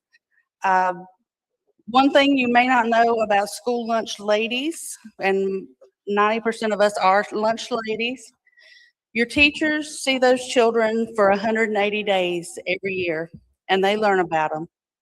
We see them for 180 days times 6, because especially in the elementary level, they come through us 6 years. And we learn those students, and we learn those kids, and we learn the brothers and sisters, and the moms and dads, and we learn the good, the bad, the ugly. A lot of times, my managers will be calling me and saying, I have an issue, where do I need to go next?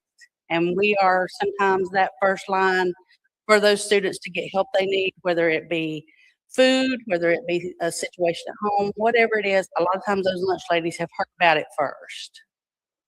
Henderson County Child Nutrition, just this school year, we have served almost 500,000 breakfasts and almost 800,000 school lunches. That averages over 4,000 breakfasts a day and almost 7,000 lunches every day. We're feeding tummies that aren't getting it at home. We feed them regardless. Once a child comes through our line, they're going to eat that meal that they've picked up. You hear all the horror stories about lunches being thrown away, trays being taken at the end of the line. That is 100% not happening in Henderson County schools. If you get a tray, that's your tray.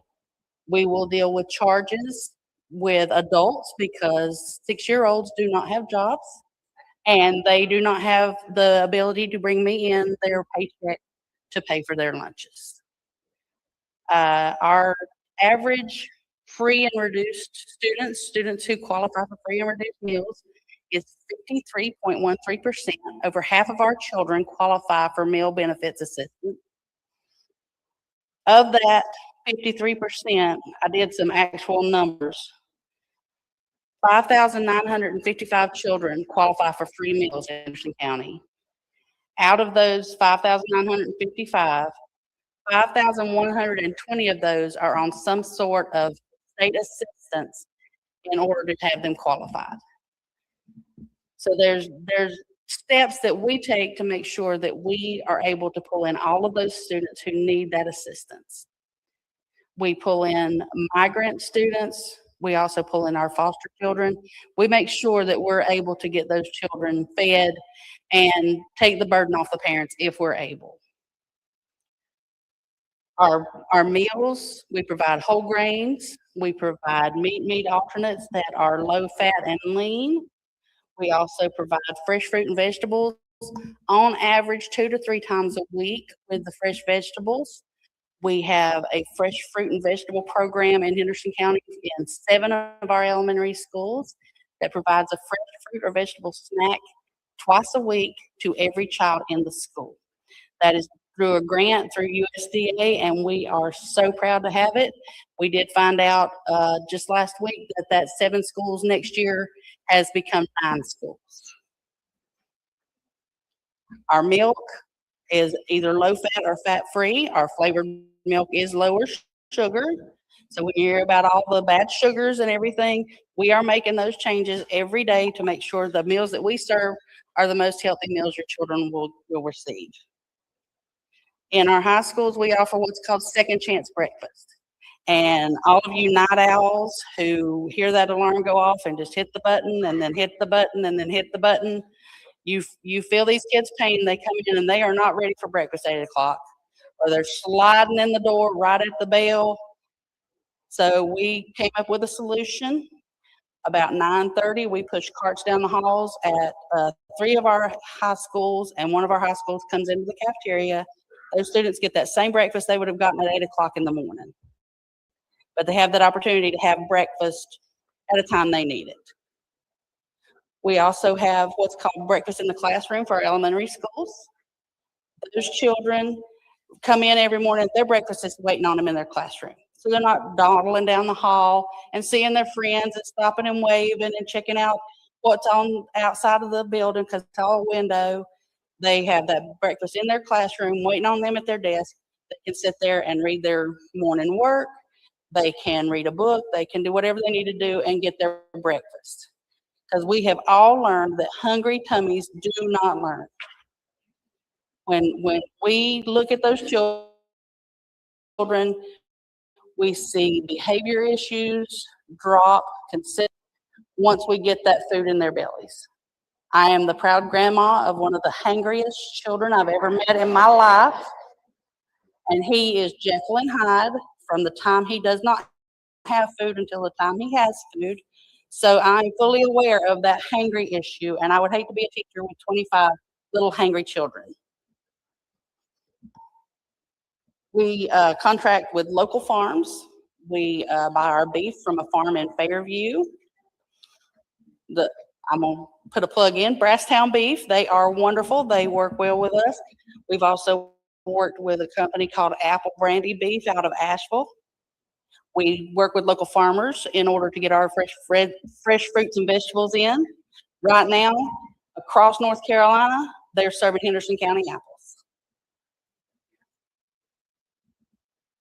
That being said, we do have 51% of our students who eat for free. We also have 49% who do not. And we have families who fall in that gap where they make just too much money to qualify for benefits, but they make just too little money to be able to pay the light bill and the phone bill and the lunch bill. We have a program working. It's going through the Henderson County Education Foundation. It's tentatively called Pay It Forward. We'll be asking for donations to that fund to be able to pay those student charges at the end of the year so that we don't have to be bugging the parents trying to get this to work out, because there are just times the money's not there. We've all been in a place where there was more weak than money, and we just had to get by. So that will be coming down. We'll be looking for that here in the next few weeks. If you're interested, contact Peggy Marshall at the Henderson County Education Foundation. She is in charge of that, and she'll be working out all the details. Does anybody have any questions? Yes.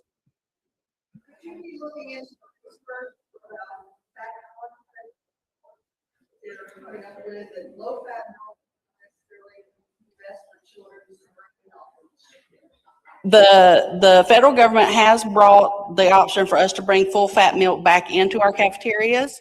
At this time, we've not, and I'm going to be honest with you, we have not had time to stop and look at that. We're running around like crazy people, but that is on our agendas, and should we get the okay from North Carolina DPI, that will be something we'll look into again. I was a lunch lady when we took it away years ago, and I can still remember the little boy fussing at me because we did not have the red milk anymore. Full fat milk came in red cartons, and he was offended that there was no red milk. So we understand. And from one who really likes whole milk better than 2% milk, I'd like to see that come back.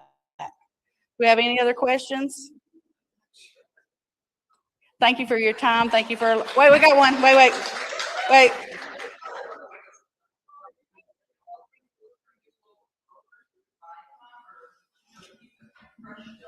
We have to go through a procurement process, but local growers do have the option to come and be part of that procurement process.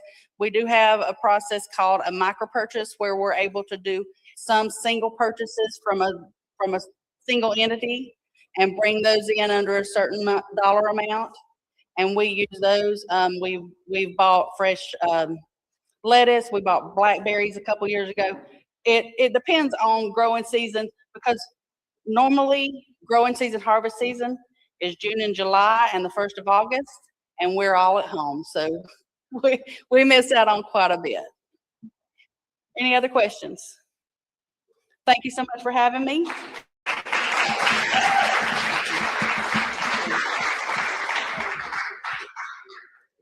Well, that was an interesting conversation, because hunger is something that's facing a lot of people today, not just children. So it's good to hear that there's really people who care working in the school system. I know these days School teachers are getting a little bit of a bad rap, but there are really people who care about the children and are working every day to make the world a better place. So our next speaker coming up is Cathy O'Brien, and she is a favorite.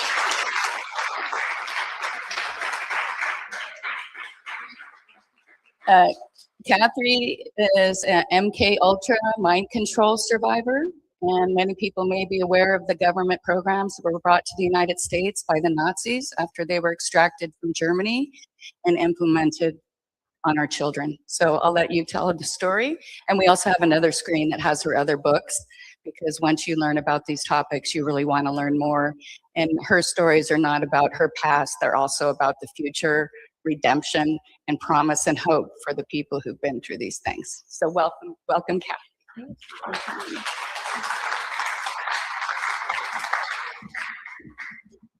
Thank you so much. My name is Cathy O'Brien. I am a survivor of CIA MK Ultra mind control. I was used on a White House Pentagon level. I was deep in Washington, D.C. swamp among perpetrators who steal elections, who use drug and human trafficking across open borders to fund their globalist agenda, and who are using mind control to usher in what Adolf Hitler, George Bush, and Joe Biden, and a handful of self-appointed, self-anointed global leaders term New World Order. They also call it Agenda 2030, they call it the Great Reset, whatever they want to call it, the point's the same. It's a slave society agenda, and it is intended to dumb us down. Oh, thank you. Okay, I was talking to you all and forgot about the camera thing. Anyway, it's a slave society agenda, and it's intended to dumb us down, make us compliant, and align us with artificial intelligence. In order to do that, our humanity is under attack. The very essence of our being, the purpose of our living. In so many ways, I know from my life's experience in MK Ultra mind control, that mind control is ultimately a spiritual battle. Because without free thought, there's no free will.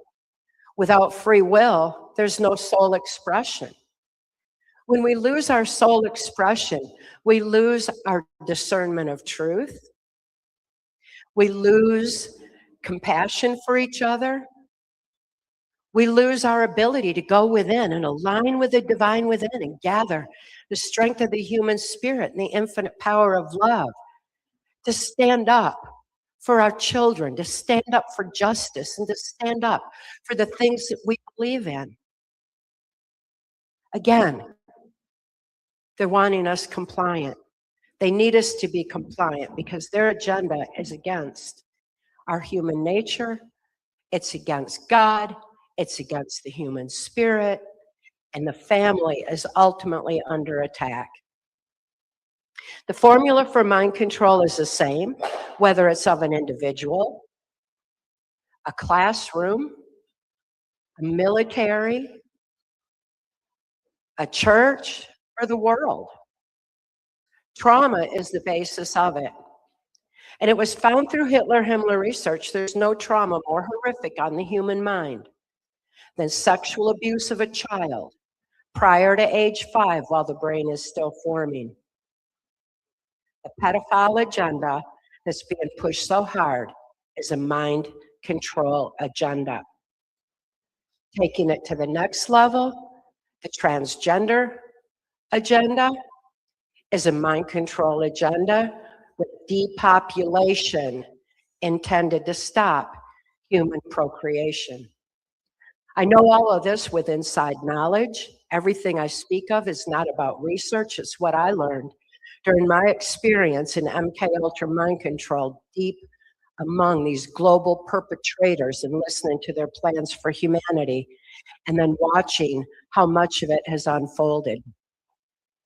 I've waited a lifetime for people to wake up. I've waited a lifetime for opportunities like this, where people get together in their own community and talk to each other eye to eye, heart to heart, soul to soul, and see what they can do to more effectively be the difference that they're wanting to see in the world. It's happening nationwide, it's happening globally. The Great Awakening is real, and what an exciting time to be alive. And after speaking out for over 35 years, it's so good to see people finally ready for solutions and ready to empower themselves to effectively protect our children going forward, because we all know at this point that our children are under attack. We wonder, how in the world did child sex trafficking become one of the most lucrative businesses on the planet? It's been growing steadily my whole life, and what we're seeing isn't new.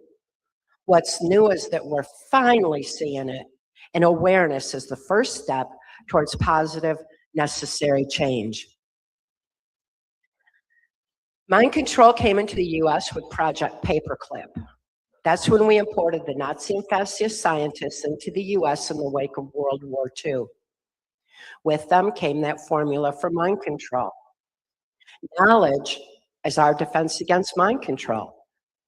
We have natural birthright defense against mind control that we have forgotten about because we've forgotten our own power. We have forgotten to go within and access this because we have been deliberately led outside ourselves now for generations to give our power to authority, to big government, big pharma, big tech, big cult religion, rather than go within, where the truth is still right there waiting to be accessed and to take back our power.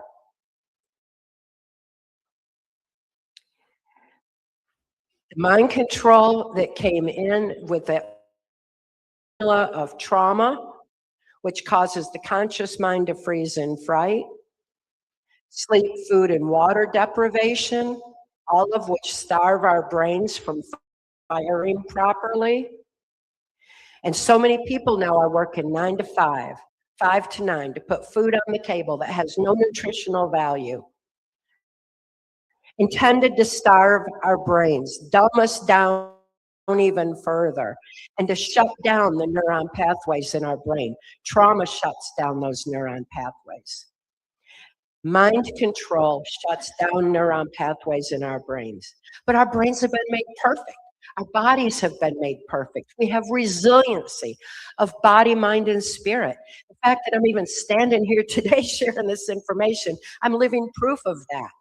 We have been blessed with everything we need to overcome this generational imposition of mind control that's been deliberately infiltrating society for so long, while truth, that is our defense against mind control, has been deliberately suppressed. Right after we brought in those Nazi and fascist scientists, the 1947 National Security Act went into place.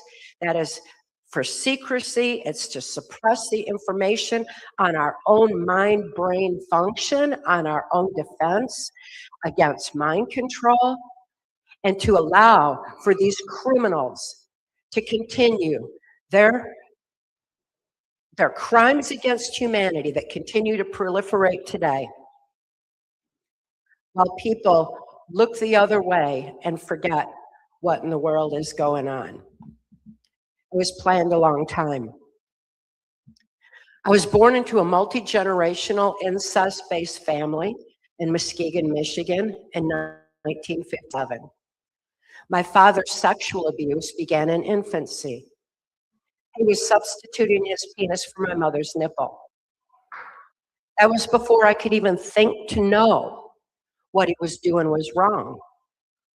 I was an infant, but my brain knew it was wrong. My brain knew that I was enduring the pain and suffocation of his abuse. My brain knew it was a violation against our human nature. And the neuron pathways in my brain shut down around that trauma and repressed that memory of abuse deep into my subconscious mind. That's what repressed memory is. It's our brain's defense against trauma too horrible to comprehend. We were designed that way so the rest of the mind could develop and function normally, so that we would be able to deal with the reality of that abuse later on in life and heal from it, because we have been made perfect. My father's sexual abuse extended into child pornography of me. And that child pornography shut down more neuron pathways in my brain, repressed that memory deep into my subconscious. My father was ritually and sexually abused as a child and was just carrying on what he knew in his childhood and thought was normal. My mother was also sexually abused and trafficked to my grandfather's Blue Masonic Lodge. The Blue Masonic Lodge, any secret society, including these ones where these global leaders get in their jets and chug in their yachts to Davos or wherever to decide the fate of all of us. They meet in secret. We're not allowed to be in on their meetings because secrecy is their key. Secret societies is their key. And they need that secrecy because truth really does make us free. And they don't want us to have that truth. So my father began trafficking me to my grandfather's Blue Masonic Lodge, where all the local politicians, law enforcement hung out, the ones who had the secrets on mind control, the ones who were going to be placed in positions of power and influence to make sure that they were able to start carrying this agenda forth. More neuron pathways in my brain shut down. While I was being trafficked to my grandfather's Blue Masonic Lodge, I wasn't thinking about my father. I couldn't think to, because with neuron pathways shut down and compartmentalized memory occurring in the brain, they used to call it multiple personality disorder. It's not. It's one personality shattered. You know, it's the division of that personality into compartmentalized memory. It's also called dissociative identity disorder, because without any continuity of thought, there's no ability to even understand who you are, why you're here, and there's no ability to think, to bring to mind the abuse. So while I was being trafficked to my grandfather's Blue Masonic Lodge, I wasn't thinking about my father, and vice versa. And I wasn't thinking about the pornography. I wasn't thinking of any of that. I wasn't thinking about the fact that they were using blackmail videos all the way back then. When they were those big reel-to-reel kind of videos, they were still using those because these perpetrators do not trust each other either. They hold each other by the blackmail, so to speak. We hear about these blackmail vaults. We hear about these blackmail tapes, that Diddy tapes and Epstein files and everything else. This has been going on my whole life, and it's about time that we're finally seeing it. So I was being used in these blackmail videos as a little bitty child. And I was also used in the child pornography. My father was caught sending child pornography of me through the US mail. When he was caught, he was approached by a local politician and told he could receive immunity from prosecution if he would agree to sell me into the CIA's MK Ultra mind control project. Because that mind control, that it's understood that any child that is sexually abused like that will be suffering from that dissociative identity disorder and will not have a continuity of thought and therefore be highly suggestible, easily led, and a prime candidate for mind control. My father agreed to sell me into the project. He received lucrative military contracts for doing it, and the local politician who gave him that immunity was Gerald Ford. That's the same Gerald Ford, who went on to become the unelected president of the United States.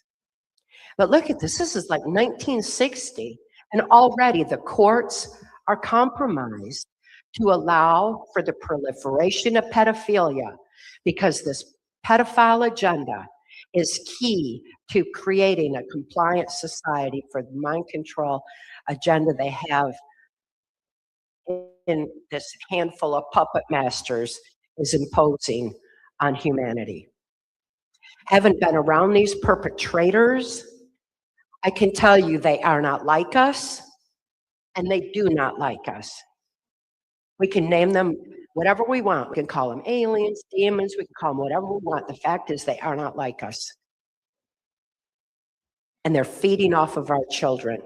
They are a low vibration, dark, negative energy force that feeds off of low vibration, dark, negative energy force. They feed off of trauma. They feed off of fear. They feed off of hatred and division. That's their vibration. Their greatest fear is the strength of the human spirit. That is such high vibration that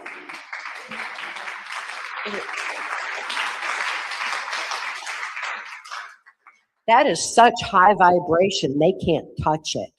It's above their reach. So the only thing they can do is use mind control to inhibit our ability to think, to have our soul expression and gather that strength of the human spirit and live our life's purpose and live life the way that it's intended to be. Any level of mind control, any mind manipulation that inhibits our complete free thought, any trauma that we're all experiencing that shuts down neuron pathways in the brain, inhibits our ability to go within, align with the divine, to shine the light and live the love that we are. That's all we need for victory, is to remember who we are and why we're here. Start living that love, because when we do, it's game over. We win. We're their greatest fear. They can't reach us. That would be like darkness creeping in on light. Instead, our light is shining bright and exposing their dark secrets.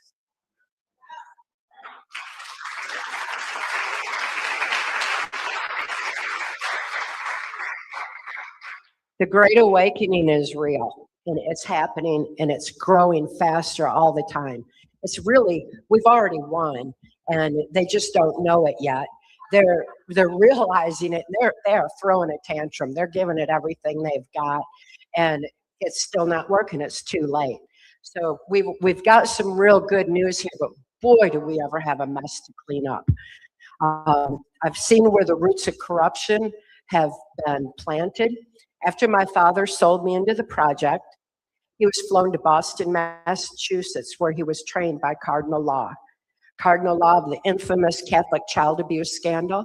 And I'm not saying all Catholics are bad at all. Some of my best friends are Catholic, doing everything they can to clean up the mess in their church. All of our churches have been infiltrated.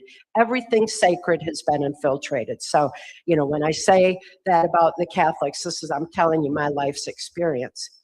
So my father was flown to Boston, Massachusetts, and trained by Cardinal Law as how to manipulate my subconscious mind, because our subconscious mind doesn't think the same way. Without a conscious mind filter, our subconscious just takes information in. If we're experiencing trauma and being distracted, and the conscious mind is not in play, the subconscious just takes information in with no question, just lets all that information in, and then the subconscious mind drives our thoughts and our actions in the future. We should be having in every school in the nation.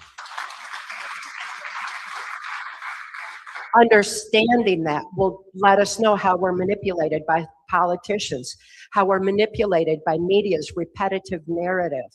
Repetition is the most basic form of mind control. Everyone experienced mind control. 2020, when mind control masked as a virus, was unleashed on the global population. How many times did you hear, mask up, social distance, get the injection? It was everywhere we went. It was everything we saw. And it programmed the subconscious mind. Well, mine was frozen in fright, like, oh, we're all gonna die. Or grandma's gonna die if you don't do this. What did we do to our children? Absolutely horrific what was done. They were so traumatized, they ended up with an identity disorder, not a gender disorder like it was deliberately redefined. The gender disorder redefinition was deliberate and intended as a depopulation agenda for this transgender movement. And parents aren't buying into it like they thought they would. They thought after conditioning parent generations they would, but they didn't.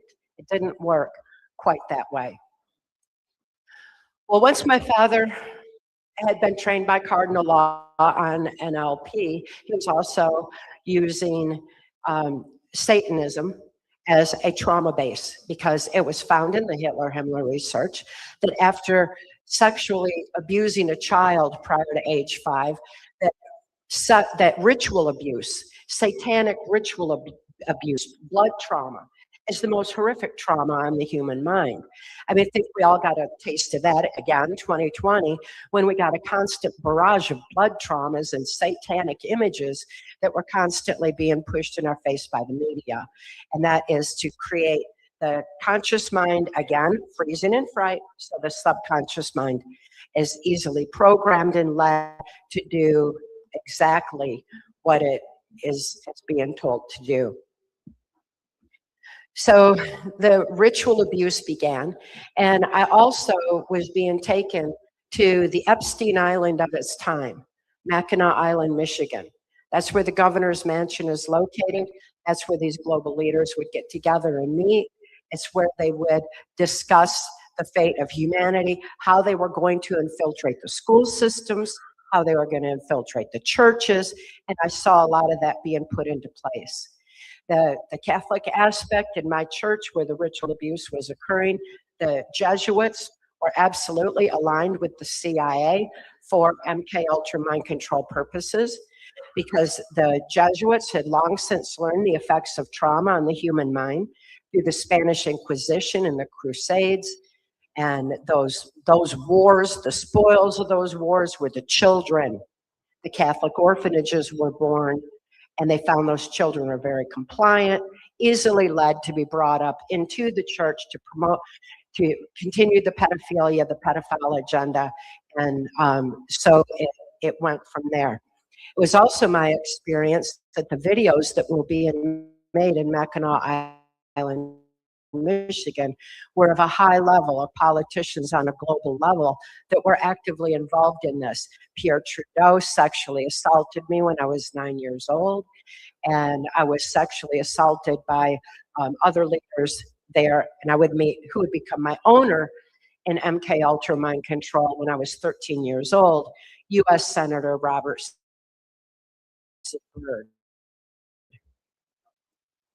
These videotapes, my uncle, Bob Tanis, was part of the Air Force, and he was literally flying these blackmail videos to the Vatican blackmail vault. He was a Jesuit himself. That church that has to be held accountable. There's, we listened to Archbishop Vigano, he's exposing it fully. We listened to people like Mary Flynn O'Neill, who's doing everything she can, exposing it, and there's so many that are exposing the criminal activity that's been going on for so long, because it's all part of this globalist slave society agenda. It keeps us from going within and gathering that strength of the human spirit and aligning with the divine.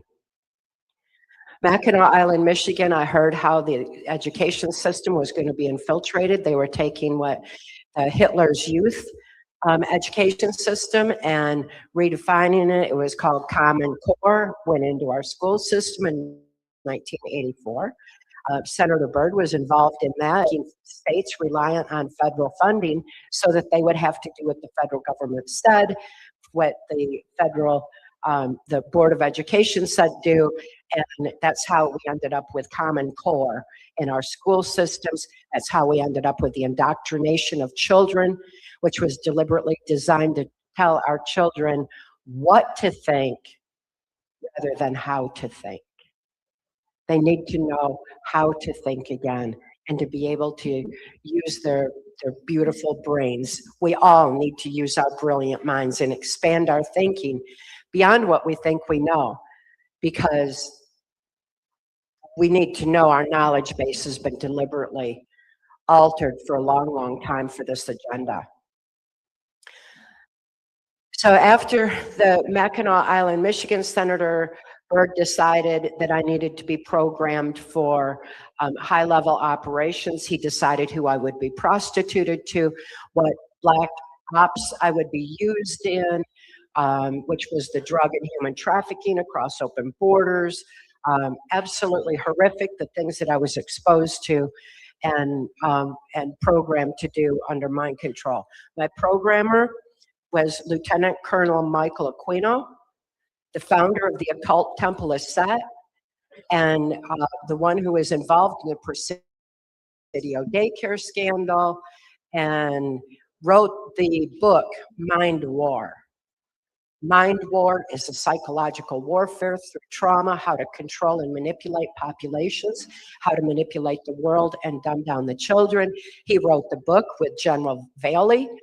And you'll notice when you research who's on the board of directors of Turning Point USA, you'll find General Valey there. I am not saying Turning Point's bad. I've been there, and I met Charlie Kirk, and it's sad what's happened there. But when we start to educate ourselves to these perpetrators, we're going to find the same ones over and over in our society.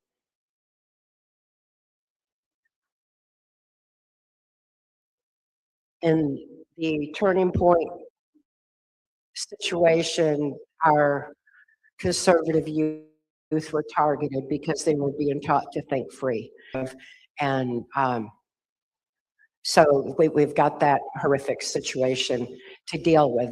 But all we need to do is just look behind the scene. Who's pulling the strings? The person who wrote the book on how to manipulate the minds of a global population. And it's what these handful of perpetrators are hell-bent on doing. My 1995 testimony for Congress, Transformation of America, it details all the various operations that I was used in, the blackmail operations, the drug and human trafficking, who was involved. It names names. Every bit of it has been validated by clean members of law enforcement, intelligence, and Secret Service, who were wanting this information to get out to we the people so we can effectively protect our children and our own minds going forward. So national security was invoked on that testimony, but I encourage you to look into it. Because I really don't want to tell every story that I know about Bill and Hillary Clinton, about George Bush. Who said that? Oh, are you sure? Okay, okay. 1977, Senator Byrd sent me to the backwoods of Louisiana to be further traumatized by a cult serial killer, CIA assassin, Wayne Cox. It was absolutely horrific what I experienced there, but that was to get me ready for what I would be doing in government operations after that. Wayne Cox was working Bill Clinton's cocaine operations out of Mena, Arkansas at the time. He also had Roger Clinton in his coven, his satanic coven. Roger Clinton was Bill Clinton's half brother, and he was actually using what Satanists were doing. We've all heard of Satanists drinking blood. That was a precursor to adrenochrome. That was what they were doing, taking that adrenalized blood from victims like myself who were being tortured and traumatized, and then taking that blood and selling it through Bill Clinton's cocaine operations, the CIA cocaine operations that were already set up. We're getting into the precursor of adrenochrome, and Hillary Clinton was running that operation. And my experience with her through the years was absolutely beyond horrific and traumatic, and as bad as what we're hearing starting to come out with the Epstein files. It's very real, it's very horrific, and it's hard to understand how anyone could do something like that, how anyone could feed off of traumatized blood. But again, these perpetrators are not like us, they do not like us, and they feed off of negativity, literally feed off of trauma. So that's one Hillary Clinton story, and I've got plenty about Bill too, and the most dangerous game of human hunting that I was subjected to, and there's a lot of horrific stuff that I was exposed to. So by the time intelligence insider Mark Phillips, who is working the highest levels of intelligence mind sciences to preserve the sanctity of free thought, Mark was appalled at what he was seeing going on. He was a spook, which means he wore every hat. He could be FBI, CIA, NSA, Secret Service, anything he needed to be in key positions. And what he saw in those key positions was absolutely appalling. He saw things like what I was experiencing. He was very concerned for what was going on. Mark found our birthright information on mind-brain function, our defense against mind control, buried under national security for generations. Information that is our defense against mind control was withheld from mental health, from the medical community, from education, and from society as a whole.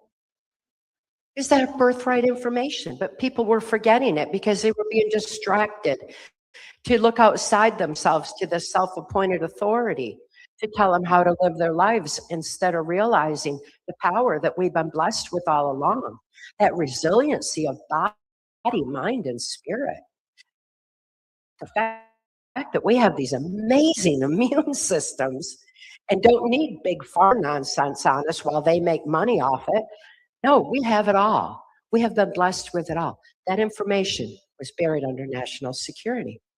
Mark could not release that information because he was bound by laws of sedition. So he was getting angrier and angrier at what he saw going on. He saw how the children were, the pedophile agenda was being pushed so hard. He saw blackmail operations compromising our judges and people in positions of power and influence. He saw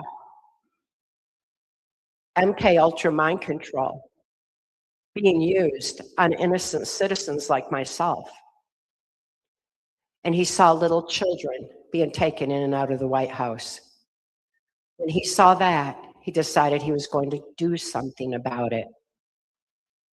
How very fortunate for me that in 1988, Mark Phillips lifted my daughter, Kelly, and me right out of the Washington, D.C. human trafficking swamp and handed me keys to my own mind. He reminded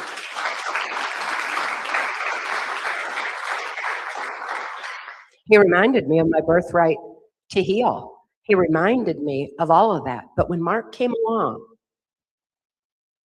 I didn't know good people existed in the world anymore. I only knew trauma my whole life. And when Mark came along, I couldn't think to trust him.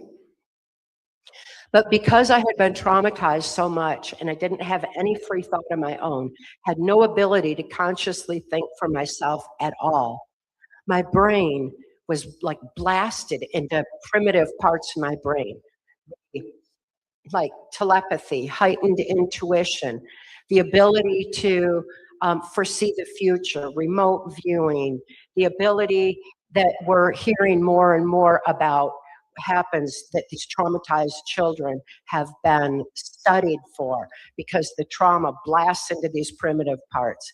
Well, it's our brains. We don't have to have trauma to access. It's right there for all of us.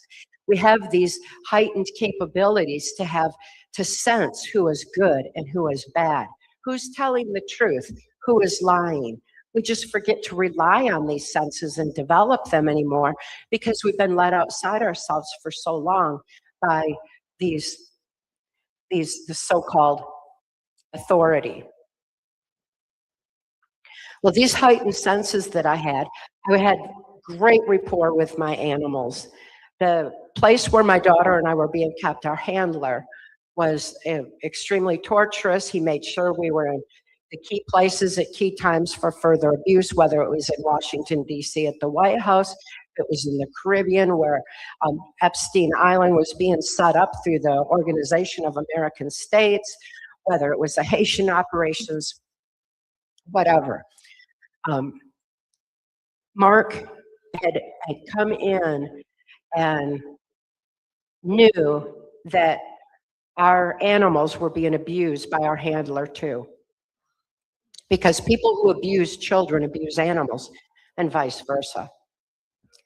So when Mark came in, he rescued our cows and horses and guineas and chickens and dogs and cats and everything on the farm that we had seen abused. And it was so exciting to see our animals being helped.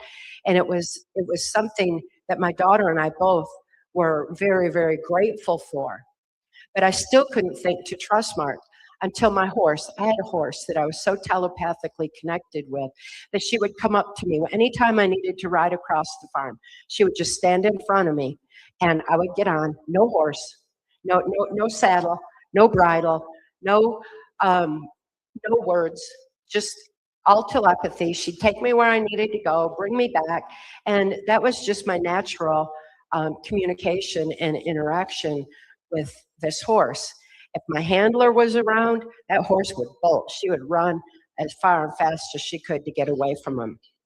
Well, when Mark came to rescue Kelly and me and our animals, my horse walked right up to Mark, looked him in the eyes, and loaded herself on the horse trailer.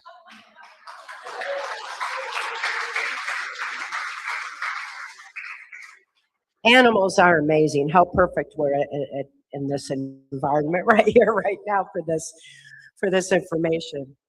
So that showed me that I could trust Mark. It was the animals that showed me that. He had fox and raccoons, and his animals would run and greet him and pat him and love him, and they were always happy to see him. I had never experienced that in my life except for my own interaction with animals. And here they were all trusting Mark. It's like, okay, I can trust Mark. Additionally, even though I couldn't think to know good people existed, when Mark came along, my brain knew that I was safe. My brain knew my daughter was safe for the first time. Just like happened in infancy, but when I didn't know what my father was doing was wrong, my brain knew in infancy. My brain also knew when Mark came along and the neuron pathways in my brain started opening up. As those neuron pathways started opening up, that repressed memory started leaking out and flashing on my mind screen. That repressed memory started surfacing. And I didn't understand it. And Mark told me, he said, the pen is mightier than the sword. Write out your memory. Write out what you're seeing. And he said the very act of moving the pen takes the logic, critical analysis part of the brain to move the pen. So it takes emotionally incomprehensible trauma, shifts it over to logic, where it's written out on paper, consciously seen and dealt with, and healing happens psychiatrically, psychologically, emotionally, spiritually, everything all at once from this one simple little brain hack. Writing by hand. We all can do it. Pick up a pen, write out your fear, write out your trauma, write out anything that's immobilizing you. And then add a solution. Add what you would like to see in the world and how we can get to that point. And what that will do, it'll open the neuron pathways in your brain to be able to overcome that darkness that's holding you back and give you a clear view forward. It opens those neuron pathways in the brain so that we can see and where we're going to go from here. If we get writing by hand back into the school system, that alone will stop the indoctrination of our children. Something as simple as that.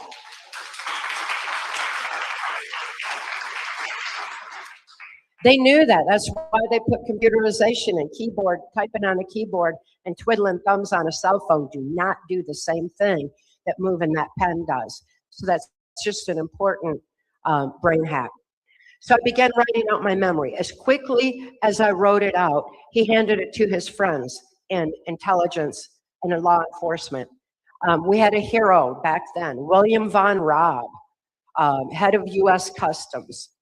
William Von Raab was doing everything he could to tell people about drug and human trafficking across open borders, tell them about mind control, to tell them about the globalist agenda. But the media was shutting him down and wouldn't give him voice and only mocked him and did a character assassination on him like they do President Trump. But William Von Raab still did everything he could to make that difference. He was in the position that Tom Homan is today. And he had as much compassion for the children as Tom Homan does. I've met Tom Homan and he's genuine, he's sincere, and he's very, very loving. And last time I saw him, he hugged me with tears just running down his face saying, when President Trump gets back in, I promise you we are going to close this border once and for all.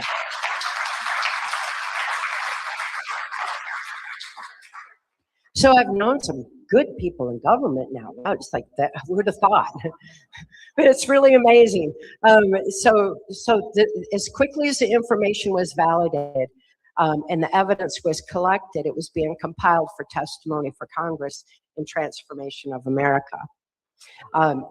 Mark, I told Mark as I was writing out the horrific memory that I had, I said, I cannot deal with what I did under mind control. I cannot deal with what the plan is for humanity, and I especially can't deal with the fact that I could not protect my own daughter from the abuse. I couldn't save myself. I couldn't save her. I couldn't think to do any of that. I could only do exactly what I was programmed to do. And Mark told me, he said, you are not responsible for what you're programmed to do under mind control. Your abusers are. They need to be held accountable for those actions.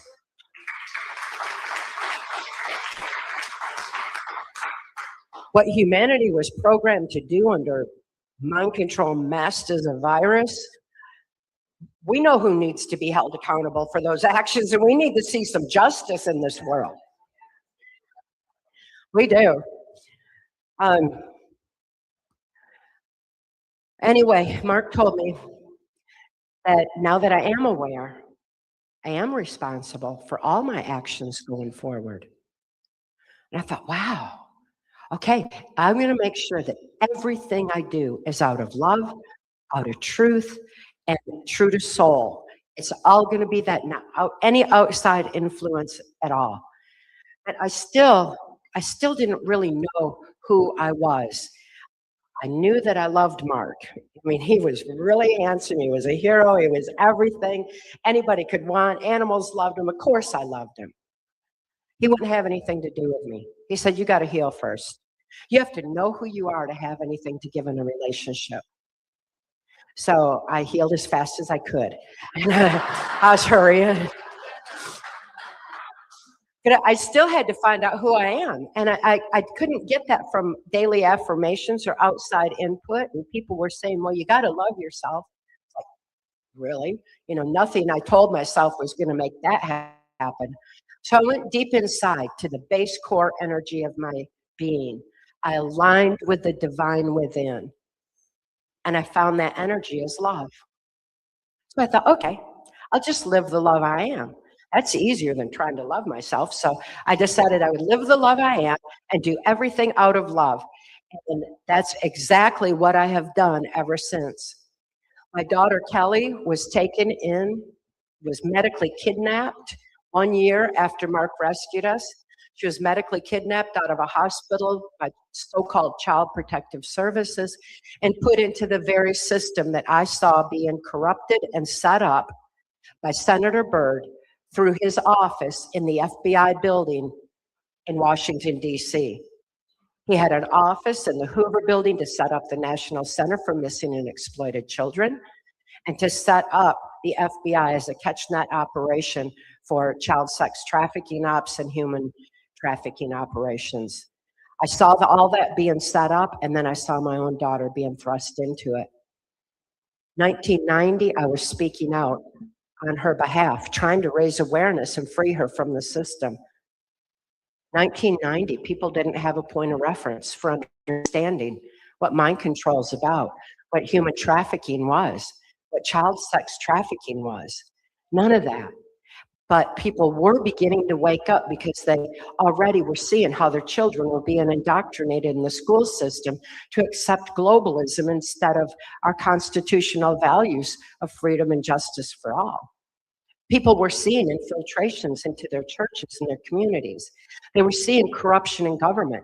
They were seeing that the elections were rigged and that no matter what they did, the same people kept getting into office. How did that happen?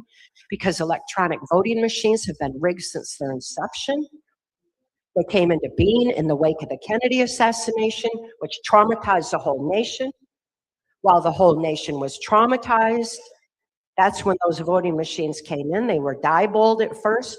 Find out, follow the money, goes right to Bush and Cheney back in those days to make sure that these perpetrators were put in key positions of power and influence to further the globalist agenda. That's what electronic voting machines are for. Very fortunately for all of us, we overrode that rigged electronic algorithm 2016.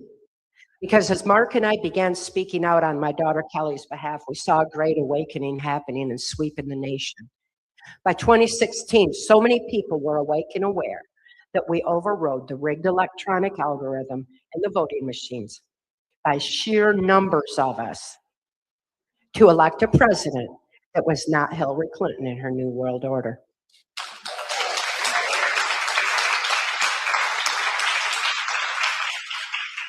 They weren't expecting that. They were, if we saw Hillary's face, no. Yes, justice.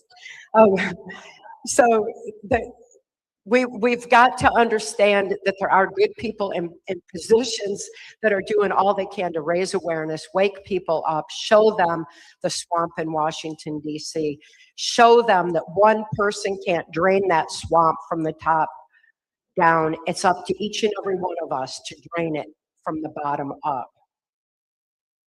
So as I was waking up to the reality of good people in this world, good people in government, to the reality that humanity has the victory within, realizing the strength of the human spirit, the infinite power of love, remembering fully that no matter how I was tortured, my spirit was always in a safe, loving space, always protected.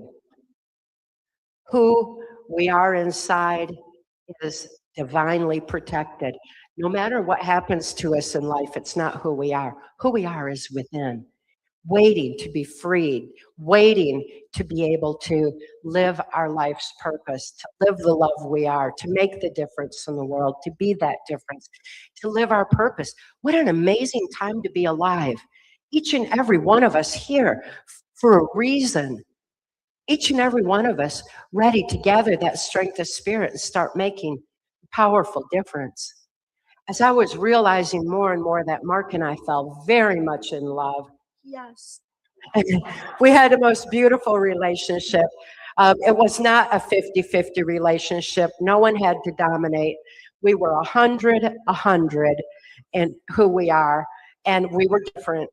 We had disagreements. We never argued, though there wasn't time for fighting over trivial things. We just didn't have time for that. But if we had a disagreement, one of us would learn something.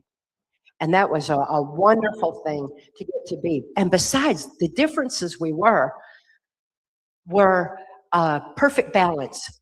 Mark thought everybody in the whole world should be have as much fortitude as he had and integrity as he had. Whereas I understood people were on their own learning path and that they were getting there and they were doing all they could along the way.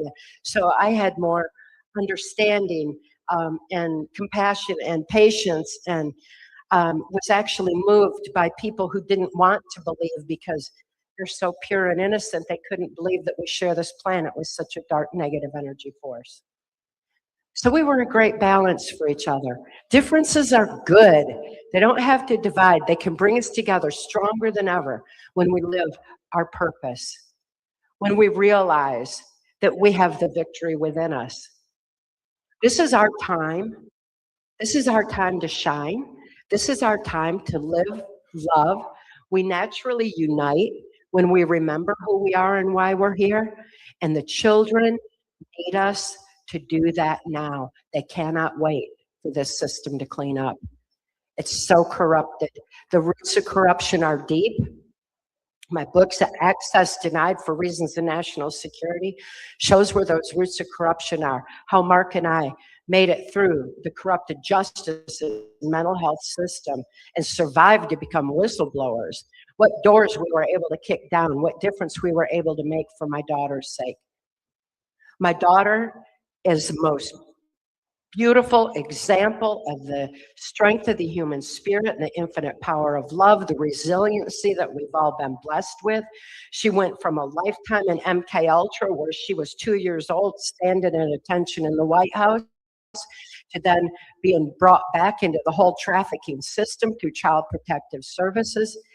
And still, that 1 year that she had with Mark and me, new freedom, new love, new animals, new trust, that was enough for her to be able to make it through that system. And she is, she lives the love she is. She lives true to soul. She's brilliant. Her mind is genius. And she and I are very, very close. We share a great relationship, and it's so fun to be that close with someone that you've been through so much with. And we don't focus on our victimhood. We don't focus on what should have been, could have been. We focus on having the wisdom to be able to look through the eyes of truth, knowing what we know, to understand and see what in the world is really going on these days. We're watching a kaleidoscope of change. We don't snap judge over here and snap judge over there. We're looking beyond and seeing a bigger picture. We're seeing what it takes for a president to, like Donald Trump, to take all those bullets and arrows to stand up for us and wake us up.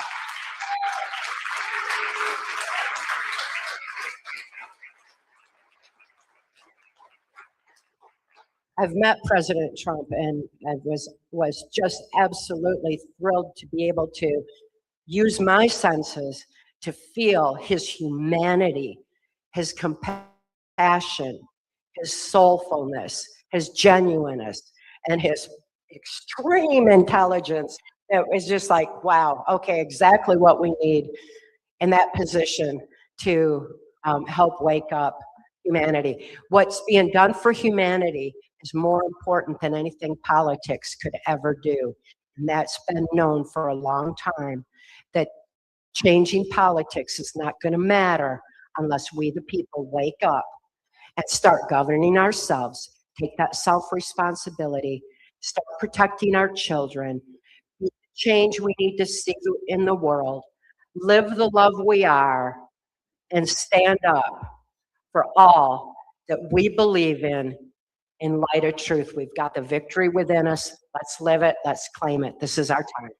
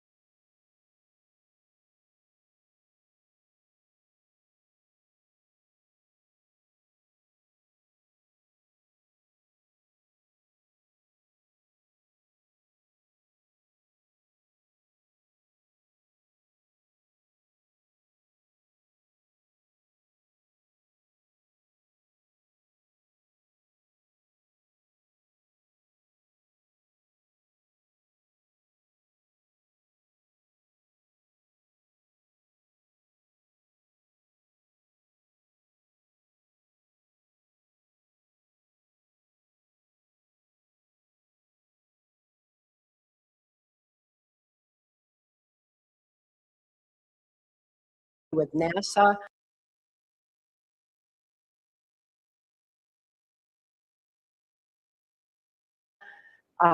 Mind control. So MK Ultra mind control.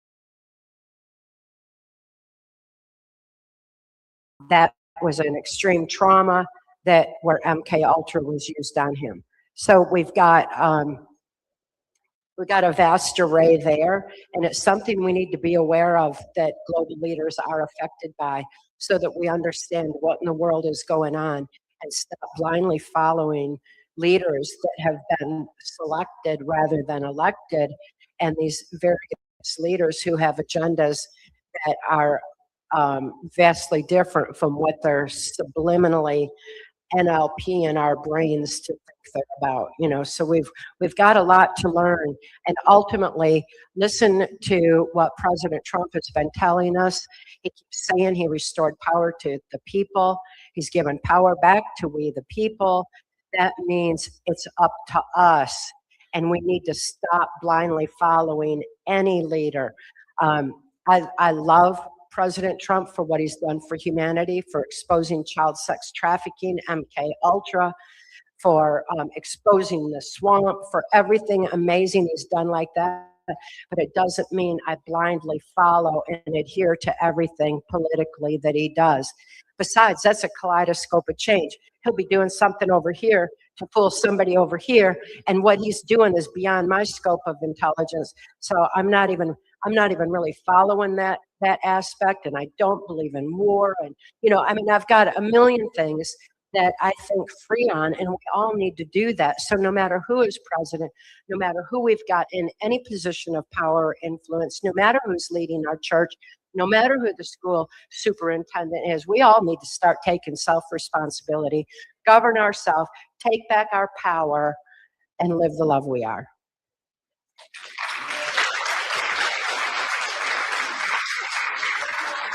Are we done? One more? Okay, and then we'll do more tomorrow too. Yes.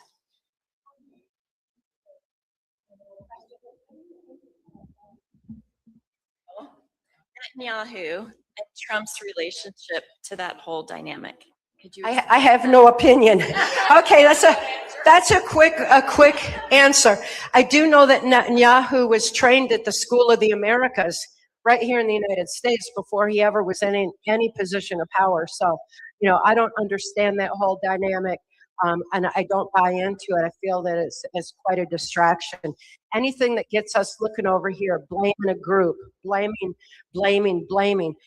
takes our focus away from who's really guilty, who these perpetrators are. It's only a handful at the top.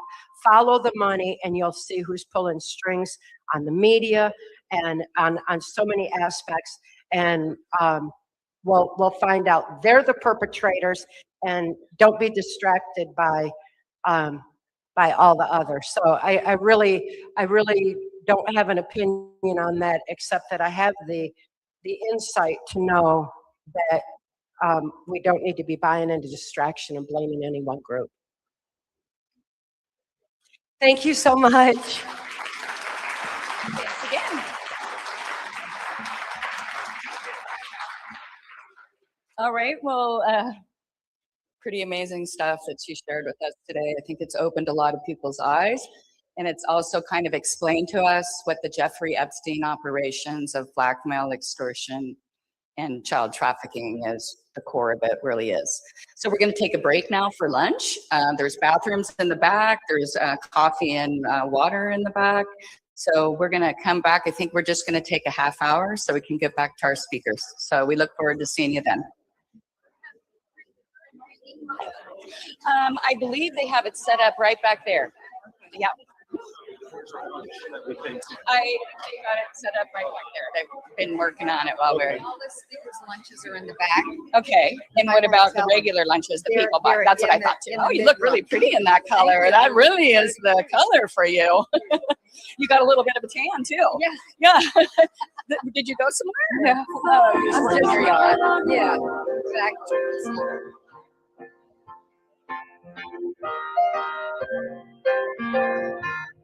The fires are burning.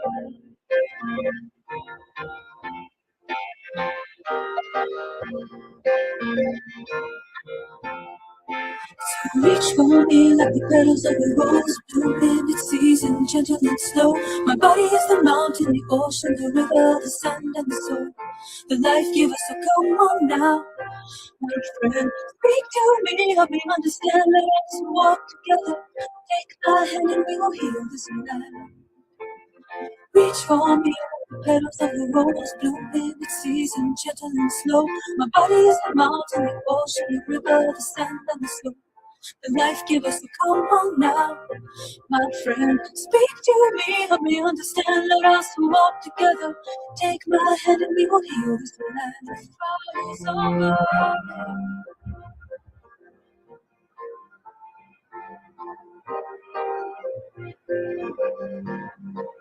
Fires are burning.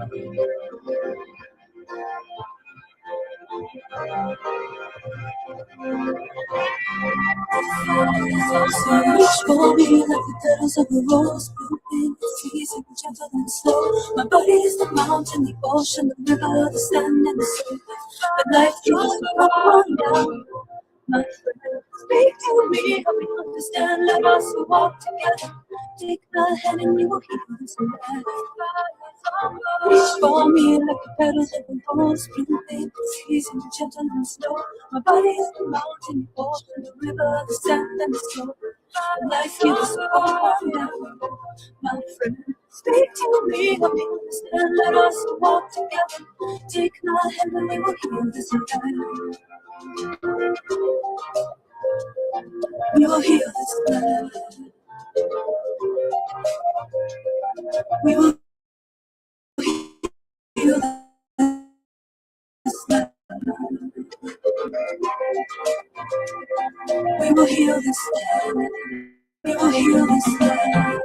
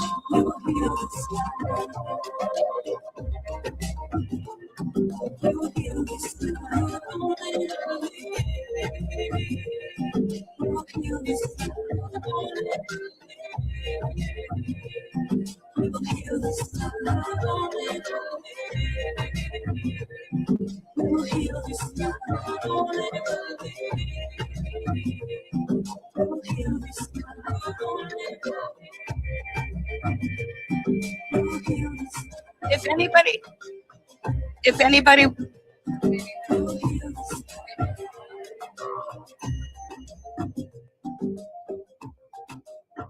Say lunches.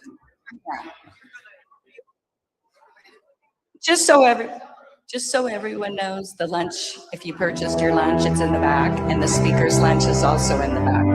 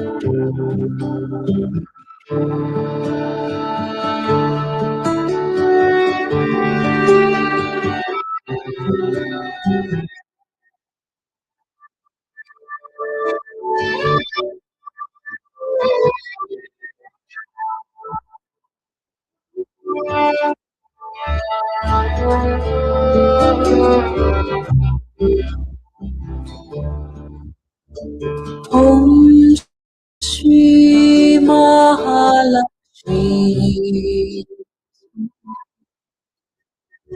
Om Shri Mahalakshmi. Om Shri Mahalakshmi. Om Shri Mahalakshmi. Om Shri Mahalakshmi. Om Shri Mahalakshmi. Om Shri Mahalakshmi. Om Shri Mahalakshmi. Om Shri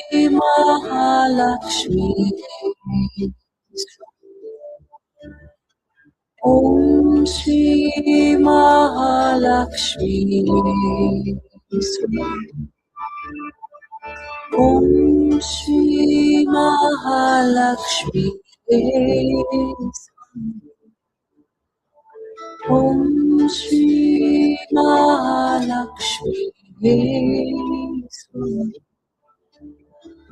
Om Shri Mahalakshmi.